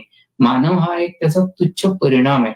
सृष्टीच्या प्रचंड पसरलेल्या विश्वामध्ये कुठेतरी एक पडलेलं मातीचं ढेकूळ म्हणजे पृथ्वी आणि त्याच्यावर अतिशय लहान ह्याच्यामध्ये असलेला मानव.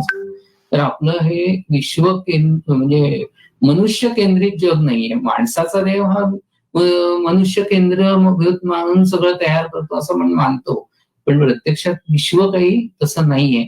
आपण विश्वाच्या देवाचा नियम नीट समजून उमजून घेऊन आणि धीटपणाने त्याला सामोरं जाऊन आपली हिताचं काय हे आपल्याला ठरवून घेतलं पाहिजे. दरवेळेला आपणच केंद्रित आहोत असं समजून सगळा विचार करून चालणार नाहीये. असे ते सगळे आध्यात्मिकतेच्या दृष्टीने सुद्धा ते विचार आहेत असं म्हणायला हरकत नाही. अजून सावरकरांनी कथा हा प्रकार सुद्धा हाताळलेला आहे. तर सगळा कथा काय त्यांचा आणि हे सुद्धा काय परत त्याचा हेतू म्हणजे समाज चिंतन समाज प्रबोधन हाच झालेला आहे. तर ह्याच्या व्यतिरिक्त जातीच्छेदक निबंध, विज्ञाननिष्ठ निबंध हे दोन झाल्यावर आध्यात्मिक दृष्टिकोन मी सांगितला. सावरकरांचा आध्यात्मिकतेविषयी बऱ्याच जणांच्या मनात जरा काही शंका असतात की त्यांनी हिंदू ध्वज जो निर्माण केला तर त्याच्यावर कुंडलिनीचा एक प्रतीक म्हणून स्वीकारलाय. कृपाण आणि कुंडलिनी अशी दोन प्रतीक सावरकरांनी जो हिंदू ध्वज म्हणून हिंदू राष्ट्रासाठी म्हणून जो स्वीकारला तर त्याच्यावरून बऱ्याच जणांना वाटतं की सावरकर हे आध्यात्मिक दृष्टिकोन असलेले आहेत. सावरकरांची मी म्हटल्याप्रमाणे आध्यात्मिक दृष्टी नाही असं नाही, पण त्यांचा मुख्य इहवाद हा अध्यात्म हे व्यक्तिपरत्व व्यक्तिपुरतं मर्यादित असावं. जेव्हा आपण राष्ट्र म्हणून जगत असतो तेव्हा तिथे अध्यात्म बाजूला ठेवावं, त्याची त्याला काही किंमत नाहीये अशी स्पष्ट मतं सावरकरांनी मांडलेली आहेत. त्यामुळे त्यांचं स्वतःचं व्यक्ती म्हणूनचं चिंतन ही वेगळी गोष्ट आहे.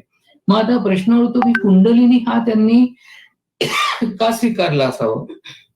त्याचं कारण सावरकर म्हणतात की कुंडलिनी जागृती योग मार्गातून म्हणजे आता आज योग दिन साजरा होतो, नुसती योगासनं नाही आहेत, तर योग हे एक आचरणाचं प्रकार आहे म्हणजे अष्टांग योग हा. तर त्यातला योग आपण जे योगाभ्यास म्हणतो तर तो सावरकरांनी अंदमानात केलेला आहे स्वतः.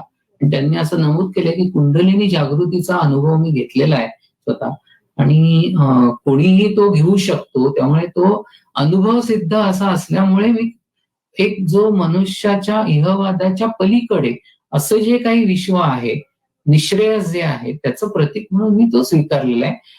त्यांनी अनुभव घ्यावा आणि तो स्वतःपुरता तो करण्याचा एक भाग म्हणून आहे. तो त्यांनी म्हणजे काही देवदेव करा अध्यात्म करा नाक धरून बसा यासाठी तो मांडलेला नसून अनुभव सिद्ध शास्त्रीय भारतीय मानसशास्त्राचा भाग अशा अर्थाने त्यांनी तो अंकित केलेला आहे.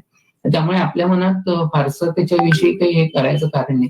सावरकरांनी वेदांत उपनिषद यांच्याविषयीचे विचार आणि चिंतन केलंय, पण त्याचं आपण एक महत्वाचं लक्षात घेतलं पाहिजे की हा सगळं चिंतन आहे ना हे त्यांचं अंदमानाच्या कालकोठडीत असताना केलेलं आहे. त्याचं कारण त्यांना दुसरं त्यावेळेला काही फारसं करता येण्याची शक्यता नव्हती आणि त्याचाही उपयोग त्यांनी करून घेतलाय आपल्या मनाला उभारी द्यायला की वेदांत अद्वैत या सगळ्यातून शेवटी आपल्याला म्हणजे ह्याच्या पलीकडचं एक विश्व म्हणजे पारलौकिक जे आपण आयुष्य म्हणतो त्याचं चिंतन त्यांनी फक्त तेव्हापुरतं वेदांताचा अद्वैत सिद्धांताचा उपयोग वगैरे त्यांनी करून घेतला. तर तो त्याचा हेतू लक्षात घेतला पाहिजे. त्यांनी जेव्हा तुरुंगातून सुटले त्याच्यानंतर त्यांनी जे विज्ञाननिष्ठ लेख लिहिले त्याच्यामध्ये स्पष्टपणाने म्हटलंय की उपनिषद वेद वेदांत ह्याचा जरूर अभ्यास करावा, पण ते तरुणांसाठी नाही. तरुणांनी इतिहास रसायनशास्त्र नागरिकशास्त्र राज्यशास्त्र आधुनिक विज्ञान पदार्थ विज्ञान यांचा अभ्यास करायला पाहिजे. जे वयस्कर असतील ज्यांनी म्हणजे त्यांचं आयुष्याचं पूर्ण झालेलं आहे सगळं ऐहिक त्यांनी वाटल्यास तो करावा असं. आणि इतरांनी सुद्धा त्याचा एक सामाजिक अभ्यास किंवा कसा तो घडत गेला एवढा पुरता तो करायला हरकत नाही. इतक्या अर्थाने सावरकरांचं आध्यात्मिक दृष्टिकोन म्हणायला हरकत नाही आणि त्यांचं लेखनही त्यापुरतं आहे. त्याच्यानंतरचा त्यांचं हे महत्वाचा विषय आहे तो त्यांचं हिंदुत्व विषयक लेखन. म्हणजे आपण जे आता आध्यात्मिक त्याचा विषय म्हणला त्याच्या अनुषंगाने हिंदुत्व. तर बऱ्याच जणांना वाटतं की सावरकरांचं हिंदुत्व हे धार्मिक होतं का, किंवा सावरकरांच्या हिंदुत्वाची परिमाण काय आहेत नक्की. तर सावरकरांनी हिंदुत्व या विषयावर त्यांची 2 महत्वाची पुस्तकं आहेत. एक म्हणजे हिंदुत्व, याच्यामध्ये हिंदू कोण हे सांगणारा त्यांचा तो व्याख्या करणारा ग्रंथ आहे. आणि दुसरा हिंदू राष्ट्रदर्शन. हिंदू राष्ट्रदर्शन हे त्यांच्या हिंदू महासभेच्या अध्यक्षपदावरून केलेली 6 वर्ष ते अध्यक्ष होते, त्याविषयी ती भाषणं आहेत. तर हिंदुत्व या पुस्तकामध्ये सावरकरांनी हिंदू कोण या शब्दाची व्याख्या केली. हे लक्षात घेतलं पाहिजे. हिंदू धर्म कोण हिंदू धर्माचे याचा ती व्याख्या नाहीये, कृपया लक्षात घ्या. धर्माची ती धार्मिक व्याख्या नसून हिंदू कोण, हिंदू लोक कोण, हिंदू समाज म्हणजे कोण. तर त्याचं प्रसिद्ध त्यांनी सूत्रबद्ध केलेलं आहे. ते श्लोक असा आहे, आ सिंधू सिंधू पर्यंता यस्य भारत भूमिका पुण्यभू पितृभूश्चैव सवय हिंदू रीती स्मृता. त्याच्यामध्ये कुठेही पुनर्जन्म, मूर्तीपूजा, एखाद्या देवाचे नवस, पोथ्या किंवा देवस्थान, तीर्थक्षेत्र, अद्वैत सिद्धांत, द्वैत सिद्धांत, विशिष्ट अद्वैत, कुठलंही प्रकारचं याच्यामध्ये निकष नसून 2 निकष आहेत. एक म्हणजे भूमीचं स्थान, भूमीचा परीख, आणि पुण्यभू आणि पितृभू. म्हणजे ज्या या व्याख्येचा अर्थ असा आहे की सिंधू नदीपासून, सिंधू आपल्या जे पूर्वेकडे जे म्हटलं अटक वगैरे, अटक ते कटक, हे सिंधू नदीपासून सिंधू म्हणजे दक्षिण सागर इथपर्यंत जी विस्तीर्ण भूमी पसरलेली आहे ती ज्या व्यक्तीची पुण्यभूमी आहे आणि पितृभूमी आहे ती व्यक्ती हिंदू आहे. 2च क्रायटेरिया झाले, 2च निकष झाले याच्यामध्ये. ठीक आहे. आता हे जे 2 निकष आहेत त्यातला पितृभूमी आपल्याला सहज कळू शकतो की जी हजारो वर्ष, हजारो पिढ्या ज्या राहत आहेत तिथे आणि ज्याची जी पितृभूमी म्हणजे वडिलोपार्जित पूर्वजांची भूमी, हे अगदी सहज सोपं समजण्यासारखी गोष्ट आहे. ते सगळे हिंदू. आता एवढंच झालं का, तर नाही. ह्याच्या बरोबर दुसरी अट आहे की ज्यांची पुण्यभूमी ही भारत आहे, ही जो भूगोलातला जो स्वीकारलेला भूभाग आहे, ही ज्यांची पितृभूमी आहे, तो पुण्यभूमी आहे, तो हिंदू आहे. दोन्ही निकष एकाच वेळी जो पूर्ण करेल ती व्यक्ती हिंदू आहे. तर याच्यामध्ये पुण्यभूमी हा जो घटक आहे हा सर्वात महत्वाचा घटक आहे. तर पुण्यभूमी आहे याचा अर्थ ह्या भूमीमध्ये ज्यांचे धर्मांचे उगम आहेत, यांचा धर्मसंस्थापक, त्यांची मुख्य जन्माची तीर्थक्षेत्र ही या भूमीत ज्यांची निर्माण झाली ते सगळे हिंदू. तर ह्या व्याख्येमुळे सनातन हिंदू धर्म तर आपला जो आपण आज हिंदू म्हणून मानतो तो तर त्या व्यक्ती तर हिंदू धर्मात येतातच, पण त्याच्या व्यतिरिक्त जैन, बौद्ध, शीख हे सगळे, किंवा आपले वैष्णव असतील, कोणी स्वतःला लिंगायत म्हणून वेगळे म्हणत असतील, किंवा शैव असतील, असे जे काय वेगवेगळी मतं, थॉट्स ऑफ स्कूल आहेत, ते सगळे या हिंदुत्वाच्या व्याख्येत येऊन त्याची व्याख्या सावरकरांनी खूप मोठी केली. आता हे सगळं करण्याचा हेतू काय, म्हणजे टिळकांनी आधी वेदप्रामाण्य मानतो तो हिंदू अशी व्याख्या केलेली असताना ही व्याख्या सावरकरांनी का केली, तर त्यावेळेसची राजकीय परिस्थिती, त्यावेळेसची आणि आधीपासून येत असलेली सामाजिक परिस्थिती, या 2 याच्यामध्ये त्याचं गुपित दडलेलं आहे. की म्हणजे एक फाटाफूट झालेला समाज, आणि त्यावेळेला म्हणजे आता हा उल्लेख केल्यापासून राहत नाही, कारण तशी ती इतिहासाचा भाग आहे की मुसलमान हे स्वतः आम्ही वेगळे राष्ट्र आहोत आणि आम्ही हे इक्वल अधिकार असलेले राष्ट्र आहोत. म्हणजे आमची संख्या हा विषयच नाहीये, आम्ही स्वतंत्र 50% भागीदार आहोत, तर आम्हाला तेवढंच मिळालं पाहिजे वाटा स्वातंत्र्य मिळाल्यानंतर, अशी भूमिका घेऊन उभे असल्यामुळे प्रश्न निर्माण झाला की जर मुसलमान स्वतःला राष्ट्र म्हणत असतील तर त्यांच्या समोर दुसरं राष्ट्र आहे का नाहीये. तर आपलं मूळ हिंदी राष्ट्र, म्हणजे सावरकरांनी 1857 मध्ये जो भारतीय ते भारतीय राष्ट्रीयत्व असंच म्हटलेलं आहे. परंतु यांच्या समोर जो दुसरा हा जो समोर उभा ठाकला प्रश्न तर त्याला आव्हान द्यायला हिंदी राष्ट्रवाद पुरत नव्हता. मी मगाशी जे म्हटल्याप्रमाणे की काँग्रेसच्या पायाभरणीतच याचा कालध्वम पेरून ठेवला होता.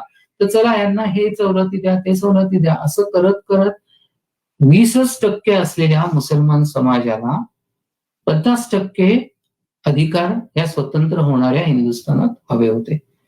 आणि ब्रिटिशांनी हे सगळं ओळखून अशी अट घातली, जोपर्यंत तुमचे हे आपापसातले प्रश्न सुटत नाहीत तोपर्यंत तुम्हाला आम्ही स्वातंत्र्य देणार नाही. म्हणजे हळूहळू ते प्रयत्न सशस्त्र क्रांतीने असतील, अर्जविनंत्यांनी असतील, जागृतीमुळे असेल, ब्रिटिशांच्या लक्षात आलं होतं की आज ना उद्या आपल्याला जायला लागणार आहे.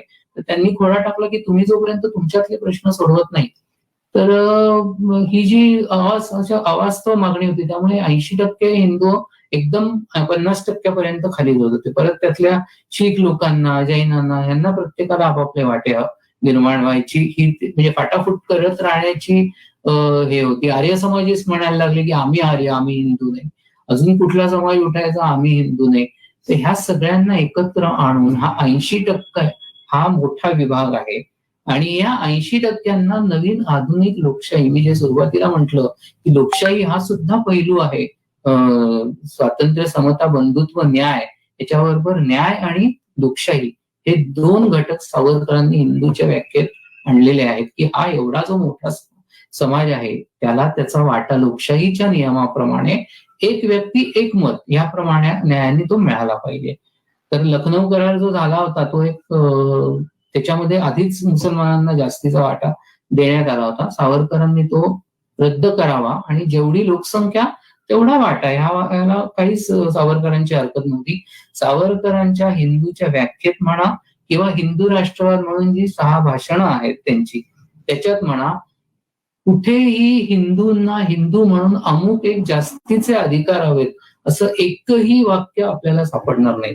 जे जे सावरकर विरोधक आहेत, हिंदुत्व विरोधक आहेत, त्यांनी हे दाखवून द्यावं की सावरकर काहीतरी जास्त मागत होते.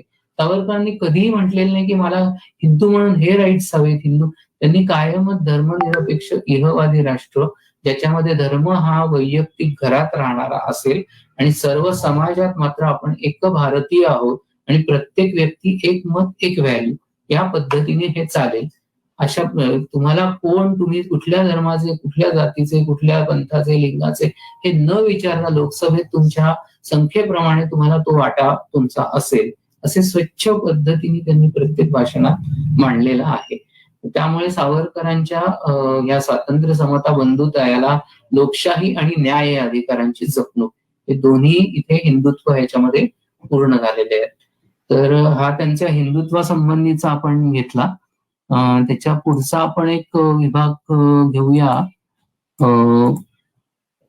त्यांची कथा, कादंबऱ्या, नाटकं आणि काव्य याचा आपण विचार करूया.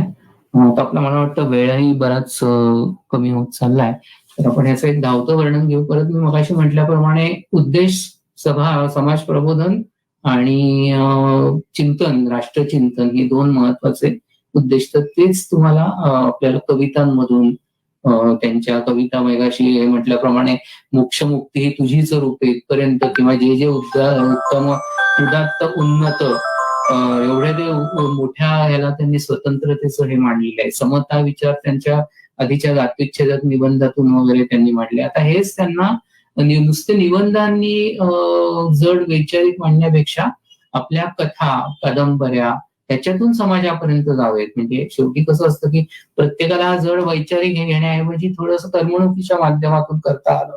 तर त्यासाठी सावरकरांनी आधी आपण नाटकांचा विचार करू तर 3 नाटकं त्यावेळेला लिहिलेली आहेत. एक संन्यस्त संगीत उशाप, हा पूर्णपणाने अस्पृश्यता निवारणावर घेतलेला चोखामेळा, संत चोखामेळा याचा काळ आणि त्या काळावर आधारित ठेवून अस्पृश्यता निवारण, त्याविषयी सावरकरांचे सगळे विचार आणि क्रांतिकारी विचार की अस्पृश्यांनी सुद्धा, म्हणजे अस्पृश्य हा शब्द त्यांनी अजिबात वापरलेला नाही, त्यांनी पूर्वास्पृश्य म्हटले त्यांना, की पूर्वीचे अस्पृश्य, पूर्वी यांना अस्पृश्य म्हणून गणलं गेलं, ते आता अस्पृश्य नाहीच आहेत. ते म्हणजे तेव्हाही नव्हते आणि आताही नाही आहेत, तर सगळे समान आहेत मनुष्य जाती.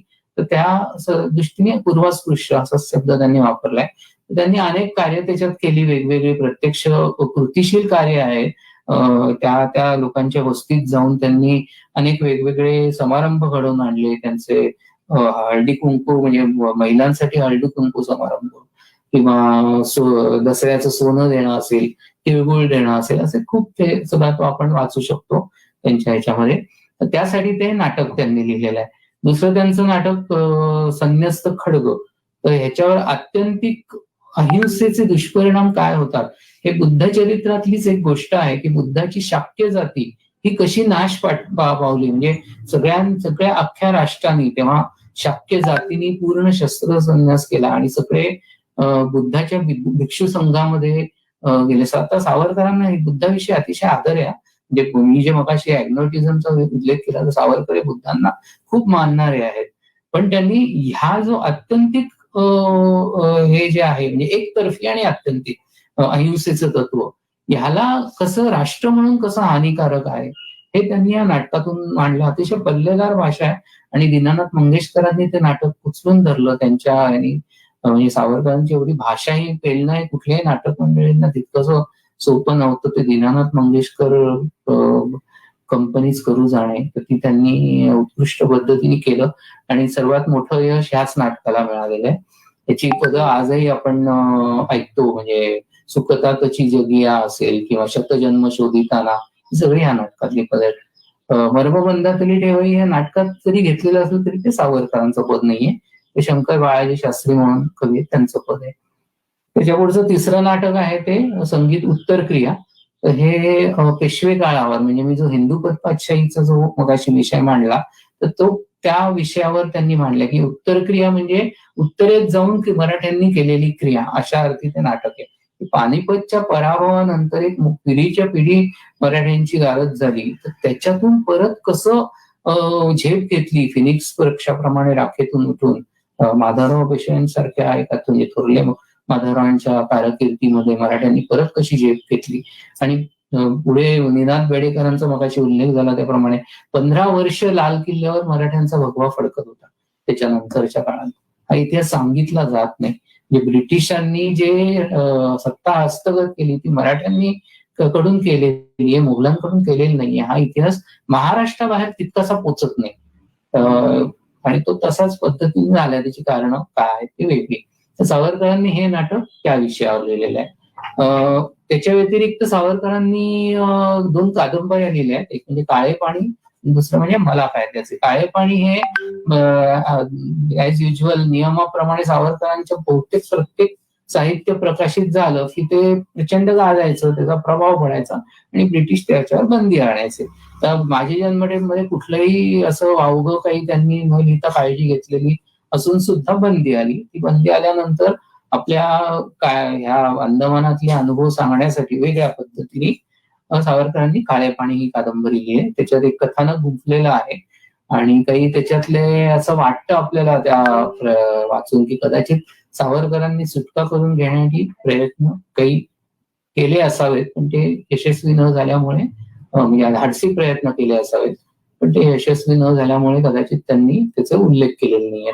पण अर्थात तो कादंबरीचा विषय या काळे पाणीवर बाबूजी म्हणजे आपले सुधीर फडके चित्रपट सुद्धा काढणार होते परंतु सेन्सॉर बोर्डाने काही अटी घातल्या ज्या सावरकरांना मान्य झाल्या नाही आणि तो काही सिनेमा निघू शकला नाही.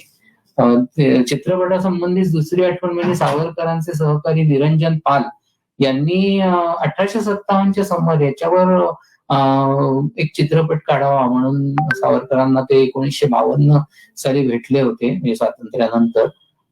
निरंजन पाल हे बिपिनचंद्र पाल हे क्रांतिकारकाचं मुलगा तर त्यांनी ते म्हणजे आपण ने मजसीने परत मातृभूमीला हे जे काव्य आहे ते जेव्हा सावरकरांनी म्हटलं तेव्हा तेच उपस्थित होते. ते नंतर चित्रपट उद्योगात शिरले त्यांनी हा प्रस्ताव घेऊन आले होते पण तेही पुढे झाला नाही.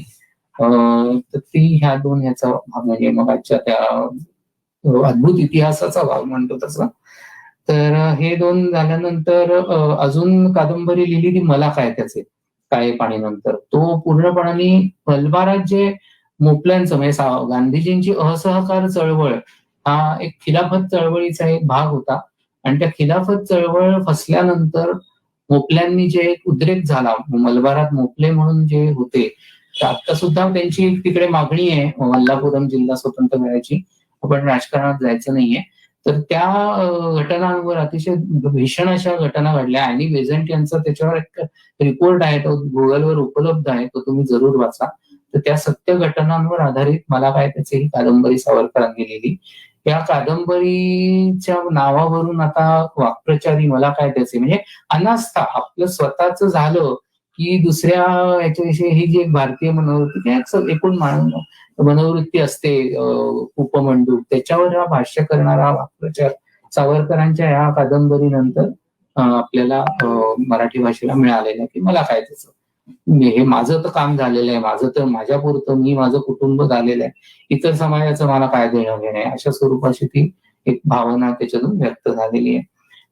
त्याच्यानंतर कमला, गोमांतक, सप्तर्षी, विरळ श्वास अशी काही काव्य ही सावरकरांनी अंदमानाच्या तुरुंगात त्या भीषण याच्यात सुद्धा त्यांची प्रतिभा जागृत राहिली आणि अतिशय सुंदर अशी ती काव्य महाकवी मराठी भाषेचे म्हणून त्यांना प्राप्त व्हावं अशा स्वरूपाचं काव्याचं ती हे आहे. आणि अनेक सावरकरांचे विरोधक हे सुद्धा सावरकरांच्या काव्याचा विषय आला की सगळं बाजूला ठेवून म्हणतात की सावरकरांसारखा महाकवी झालेला नाही मराठी भाषेत दुसरा. इथपर्यंत म्हणजे अगदी यशवंतराव चव्हाण असतील, गांधीवादी नेते अच्युतराव पटवर्धन असतील, हे सगळे सावरकरांवर ज्या वेळेला म्हणजे यशवंतराव चव्हाणांनीच आठवण सांगितली की मी सावरकरांच्या विषयी जेव्हा बोलतो यांच्याशी नेत्यांची तुरुंगातल्या चळवळीत, तेव्हा सावरकरांच्या हिंदुत्वाने याच्यावर टीका झाली, तेव्हा अर्थातच विरोधकच होते, अल्पमतातले होते, तर त्यांच्यावर टीका होत होती. त्याच्यावर बोलणारे, विरोध करणारे सावरकरांच्या कवितांचा विषय निघाला की एकदम हळवे होत आणि त्याच्यावर बोलत असत. तर अशा प्रकारे सावरकरांचे कवितेनी एक अढळ स्थान मराठी साहित्यामध्ये आहे. सावरकरांनी एक वैनायक नावाचं वृत्त सुद्धा निर्माण केलं. म्हणजे कवितेला तेव्हा आज आपण बहुतांशी मुक्त छंदामध्ये करतो, पण त्यावेळेला एक छंदोरचना किंवा छंदोबद्ध रचना करणं हे योग्य समजलं जायचं. त्याला गेयता असायची, काही नियम असायचे व्याकरणाचे, अक्षरांचे लघु रूप आणि गुरुरूप अशा पद्धतीने त्याची काही विशिष्ट काही जणांना लक्षात असेल शाळेत शिकलेलं अक्षर गणवृत्त, मात्रा गणवृत्त अशी ती वृत्तरचना होती. तर ती गेयता येते त्यांनी. तशी वृत्त रचना सावरकर करतच होते, पण त्याच्याशिवाय त्यांनी एक थोडस मुक्त छंदाला जवळचं असं एक नवीन वृत्त निर्माण केलं, ते म्हणजे वैनायक वृत्त. त्याच्यात त्यांनी अनेक कविता त्याच्यात सुद्धा केलेल्या आहेत. मला वाटतं हे सगळं समाज म्हणजे मी आता शेवटच्या ह्याच्याकडे येतो. हा सगळा प्रभाव सावरकरांचा मराठी साहित्यावर पडला. त्यांचं 1938च्या मराठी साहित्य संमेलनात सुद्धा अध्यक्ष म्हणून निवड झाली. आणि गमतीचा भाग असा आहे, गमतीचा किंवा अधिकाराचा भाग म्हणा, एकाच वेळेला अनेक भूमिकांमध्ये सावरकर असल्यामुळे प्रत्यक्ष साहित्य संमेलनात सावरकरांनी काळाला अनुसरून लेखण्या मोडा आणि बंदुका घ्या हा संदेश दिला. आणि त्यांना तो अधिकार होता, कारण ते दोन्ही लिलया चालवत होते, तलवार आणि बंदुकी चालवत होते आणि लेखणी सुद्धा तेवढीच प्रभावीपणाने चालवत होते. तर त्याला कोणाला खटक नाही. त्यांना सांगायचं होतं की आताचा हा जो काळ आहे तो दुसऱ्या महायुद्धाचा काळ आहे आणि आपल्याला स्वातंत्र्य मिळवण्यासाठी ही एक सुवर्ण संधी आहे. तर कलाविष्कार वगैरे तर समाजाचे अतिशय चांगले पैलू असतात आणि ते जपलेच पाहिजेत, पण आत्ताची वेळ आपण लेखन करत बसणं किंवा कलाकुसर करत बसणं ह्याच्यापेक्षा बंदुका हातात घेण्याची आहे. तर तुम्ही 10 वर्ष एकही सुनीत म्हणजे सॉनेट रचला न रचणारा कवी असला तरी चालेल, पण प्रत्येक तरुणाला हे सैनिकी शिक्षण घेतलं पाहिजे. तर त्या तुम्ही आता घेऊन पहिल्यांदा सैन्यात शिरा, युद्धकला शिकायची. आज ब्रिटिशांनी आपली शस्त्र काढून घेतल्यामुळे आपण हातबल झालेलो आहोत. ही संधी ब्रिटिश स्वतःहून या म्हणून बोलवत आहेत. तर तुम्ही चला आणि पगार देऊन बोलवतायत. बेकारीचाही प्रश्न होता, महायुद्धाचा काळ होता. तुम्ही सैन्यात जा, काही लिहायची आता गरज नाहीये, ते होत राहील. आणि असं त्यांना पूर्ण तो अधिकार होता आणि त्याप्रमाणे वागले. सैन्य भरती झाली, त्या सैन्य भरतीतून पुढे आझाद हिंद सेनेच्या त्याला बूस्ट मिळालेला आहे. रासबिहारी बोस हे एक संस्थापक सावरकर आझाद हिंद सेनेचे, त्यांचा तर सावरकरांची पत्रव्यवहार होता. अशा प्रकारे हे सगळं सावरकर साहित्याचा प्रभाव सगळ्या समाजावर पडत होता, त्यांच्या वक्तृत्वाचा पडत होता. तर असे सगळे मी विचार मांडून मला आपल्याला आपण संधी दिली बोलायला आणि शांतपणाने ऐकून घेतलं त्याबद्दल मी तुमचा आभारी आहे. आणि तुमचं हे महाराष्ट्र आणि मराठा एकीकरणाचं काम असंच पुढे चालू ठेवावं, वेगवेगळे कार्यक्रम घ्यावेत अशी सदिच्छा व्यक्त करून मी माझं भाषण पूर्ण करतो. आपल्याला कोणाला प्रश्न काही असले तर घेऊ शकतो आपण. फारच छान. सावरकरांच्या साहित्यातून ऍक्च्युली प्रत्येक वेगवेगळ्या पुस्तक किंवा त्याच्यातले विभाग जे आहेत त्याच्यामध्ये तुम्ही सावरकरांचं चरित्र उलगडून दाखवलं. प्रत्येक पुस्तकाच्या मागची कथा ही फारच रोचक आहे आणि फारच सुंदर प्रकारे तुम्ही त्याचं विश्लेषण केलं आणि आम्हाला सगळ्यांना ओळख करून दिली. सगळ्यांच्या वतीनं मी खूप आभार मानतो. उल्का, तुला काही म्हणायचं असेल? आपल्याला ह्याच्यात येतो मला वाटतं ऐकायला, तो मला वाटतं बाहेर आवाज जात नाही, त्यामुळे मला माझ्या घरातल्या आता येतोय त्यांना आवाज. या सो थँक्यू सानेजी की तुम्ही आज खूप छान आम्हाला माहिती दिलीत सावरकरांच्या साहित्याविषयी, त्याचप्रमाणे त्यांच्या चरित्राविषयी आणि त्यांच्या हिंदुत्वाच्या मतांविषयी, की आपल्या समाजात बऱ्याच लोकांचे गैरसमज असतात आणि ते दूर करण्यासाठी तुम्ही प्रयत्न करताय. हे याच्यामध्ये तुमची तळमळ ही निश्चित दिसून येते. आणि महाराष्ट्र मंडळ शिकागोच्या इतिहास मंचाने आज स्वातंत्र्यवीर सावरकरांच्या पुण्यतिथीनिमित्त तुमचं हे आज व्याख्यान ठेवलं, की चेतनने ऍक्च्युली सजेस्ट केलं तुमचं नाव आणि आय एम रिअली हॅपी की आम्ही हे सेशन आज इथे ठेवलं. आणि मला पूर्ण खात्री आहे की आपले आज जेवढे प्रेक्षक आहेत त्यांनी ते एन्जॉय केलंच आहे. पण आपलं हे सेशन रेकॉर्डेड आहे आणि आपण 3 ठिकाणी लाईव्ह स्ट्रीमिंग करतोय त्याचं, फेसबुक, ट्विटर आणि युट्यूबवर. तर तिथे पण परत जाऊन हे ज्यांनी मिस केलंय आज लेक्चर ते पण ऐकू शकतात आणि ज्यांना परत ऐकायची इच्छा आहे तेही परत ऐकू शकतात. आणि खरंच तुमचं ह्याच्याबद्दलची जी माहिती आहे सावरकरांच्या विषयीची त्याला तोड नाही. आणि आज आम्हाला खूप छान माहिती तुम्ही दिली, त्याबद्दल मंडळातर्फे आपले मी आभार मानते. आणि आपण आता फोरम ओपन करूया. जर लोकांना काही प्रश्न विचारायचे असतील तर ते प्रश्न विचारू शकतात आपल्याला. आणि जरा जमलं तर जे बाकीचे आहेत या मीटिंग मध्ये त्यांनी तुमचे प्लीज कॅमेरे ऑन करा, त्यामुळे तुम्ही प्रश्न विचाराल तेव्हा आपल्याला दिसेल की कोण प्रश्न विचारताय आणि चंद्रशेखर साने कोणाला उत्तर देत आहेत बेसिकली.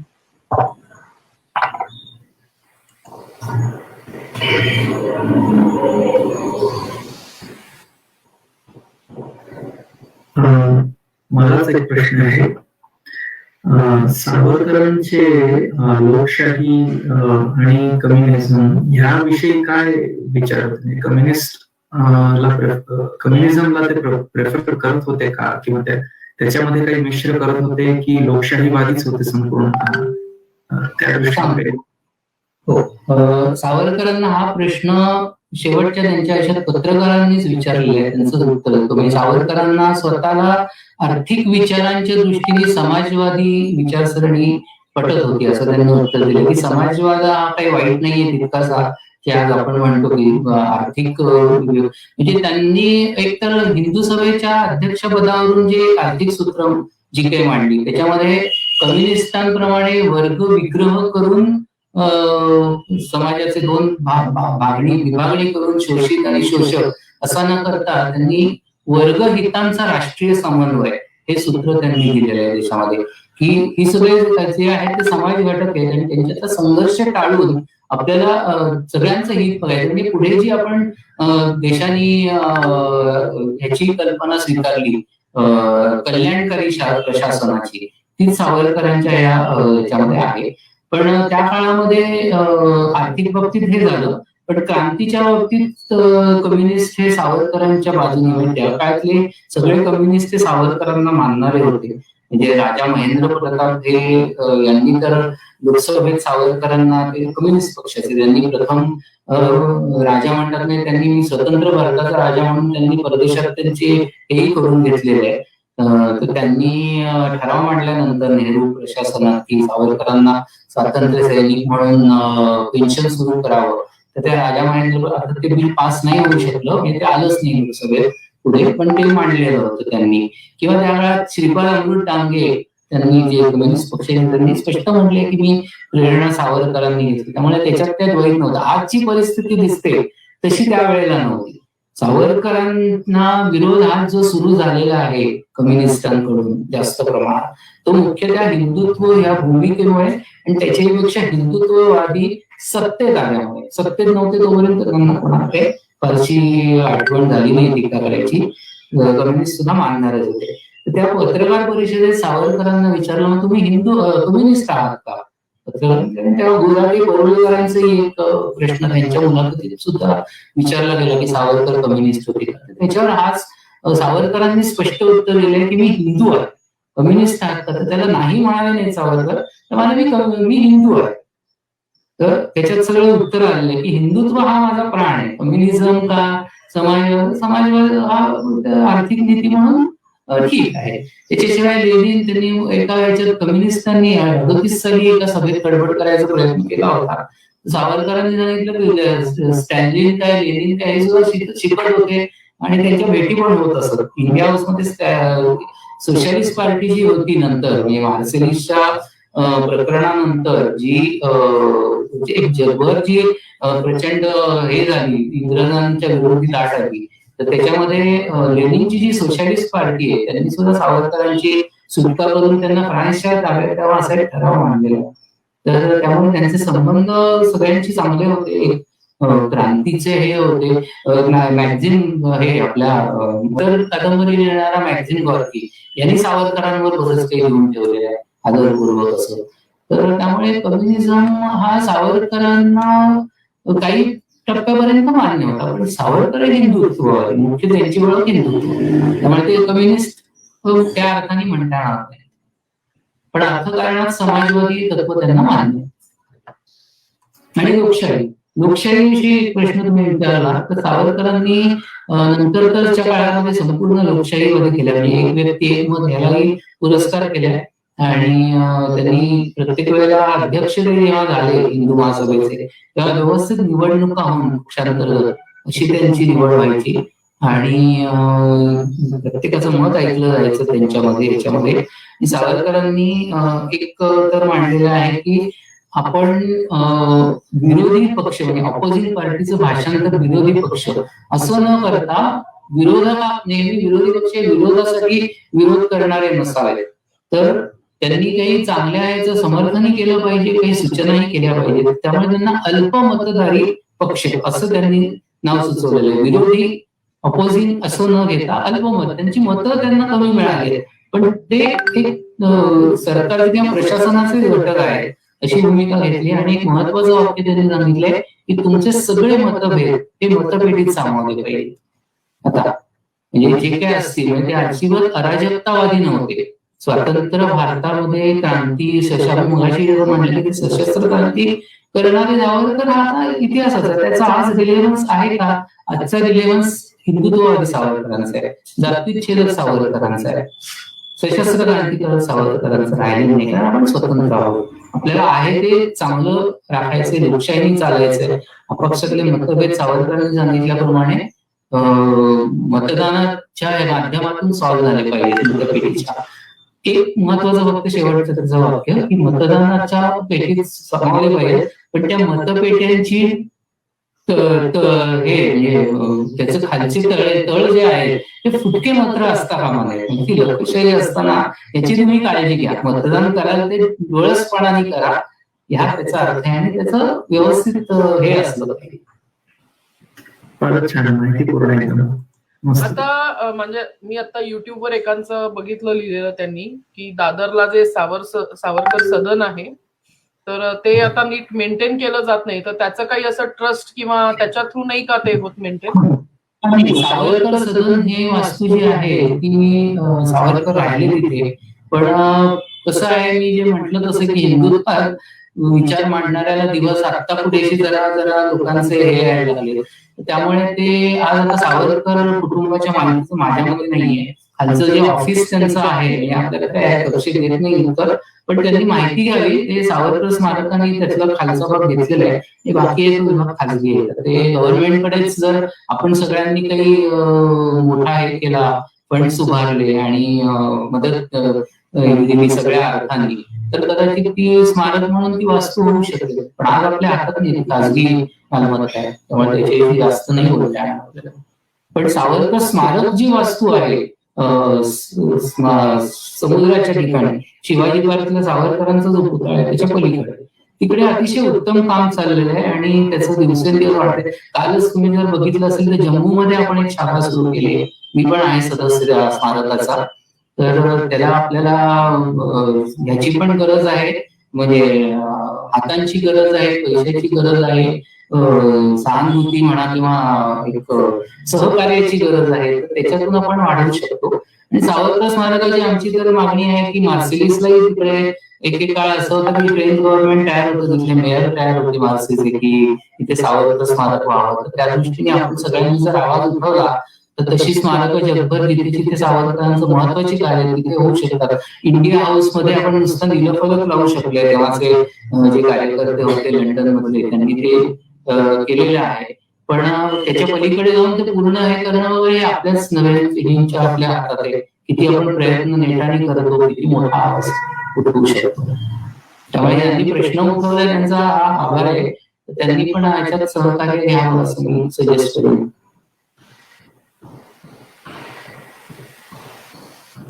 खूप छान माहिती, म्हणजे अतिशय अभ्यासपूर्ण तुम्ही आज सगळं व्याख्यान झालं, त्यामुळे खूप छान माहिती मिळाली आम्हाला सगळ्यांना. आणि शिकागोतल्या लोकांबरोबरच मला विचाराल तर संपूर्ण जगभरच्या लोकांनाही आज माहिती मिळाली, कारण आपण सोशल मीडियाचा वापर खूप चांगल्या प्रकारे करतो. तर तुमचंही फ्रेंड सर्कल इतर ठिकाणी असेल त्यांच्याबरोबर तुम्ही हे व्याख्यान आपोआपच शेअर करू शकाल, कारण ते तिथेच राहील, आपण ते बंद नाही करत. म्हणजे ते people can watch it again and again असं basically. So really thankful, very nice. So Chetan, anything else? म्हणजे अदरवाईज पाहिजे तर आपण गुगल मीट चालू ठेवू शकतो. मी लाईव्ह स्ट्रीमिंग बंद करते आणि you can be on Google Meet. म्हणजे धन्यवाद मंडळी, शुभरात्री. मी आता लाईव्ह स्ट्रीमिंग बंद करते आणि आपण असंच पुढे इतिहास मंचचे अनेक कार्यक्रम करत राहू. ते बघत राहा आठवणीने. गुड नाईट सगळ्यांना, धन्यवाद.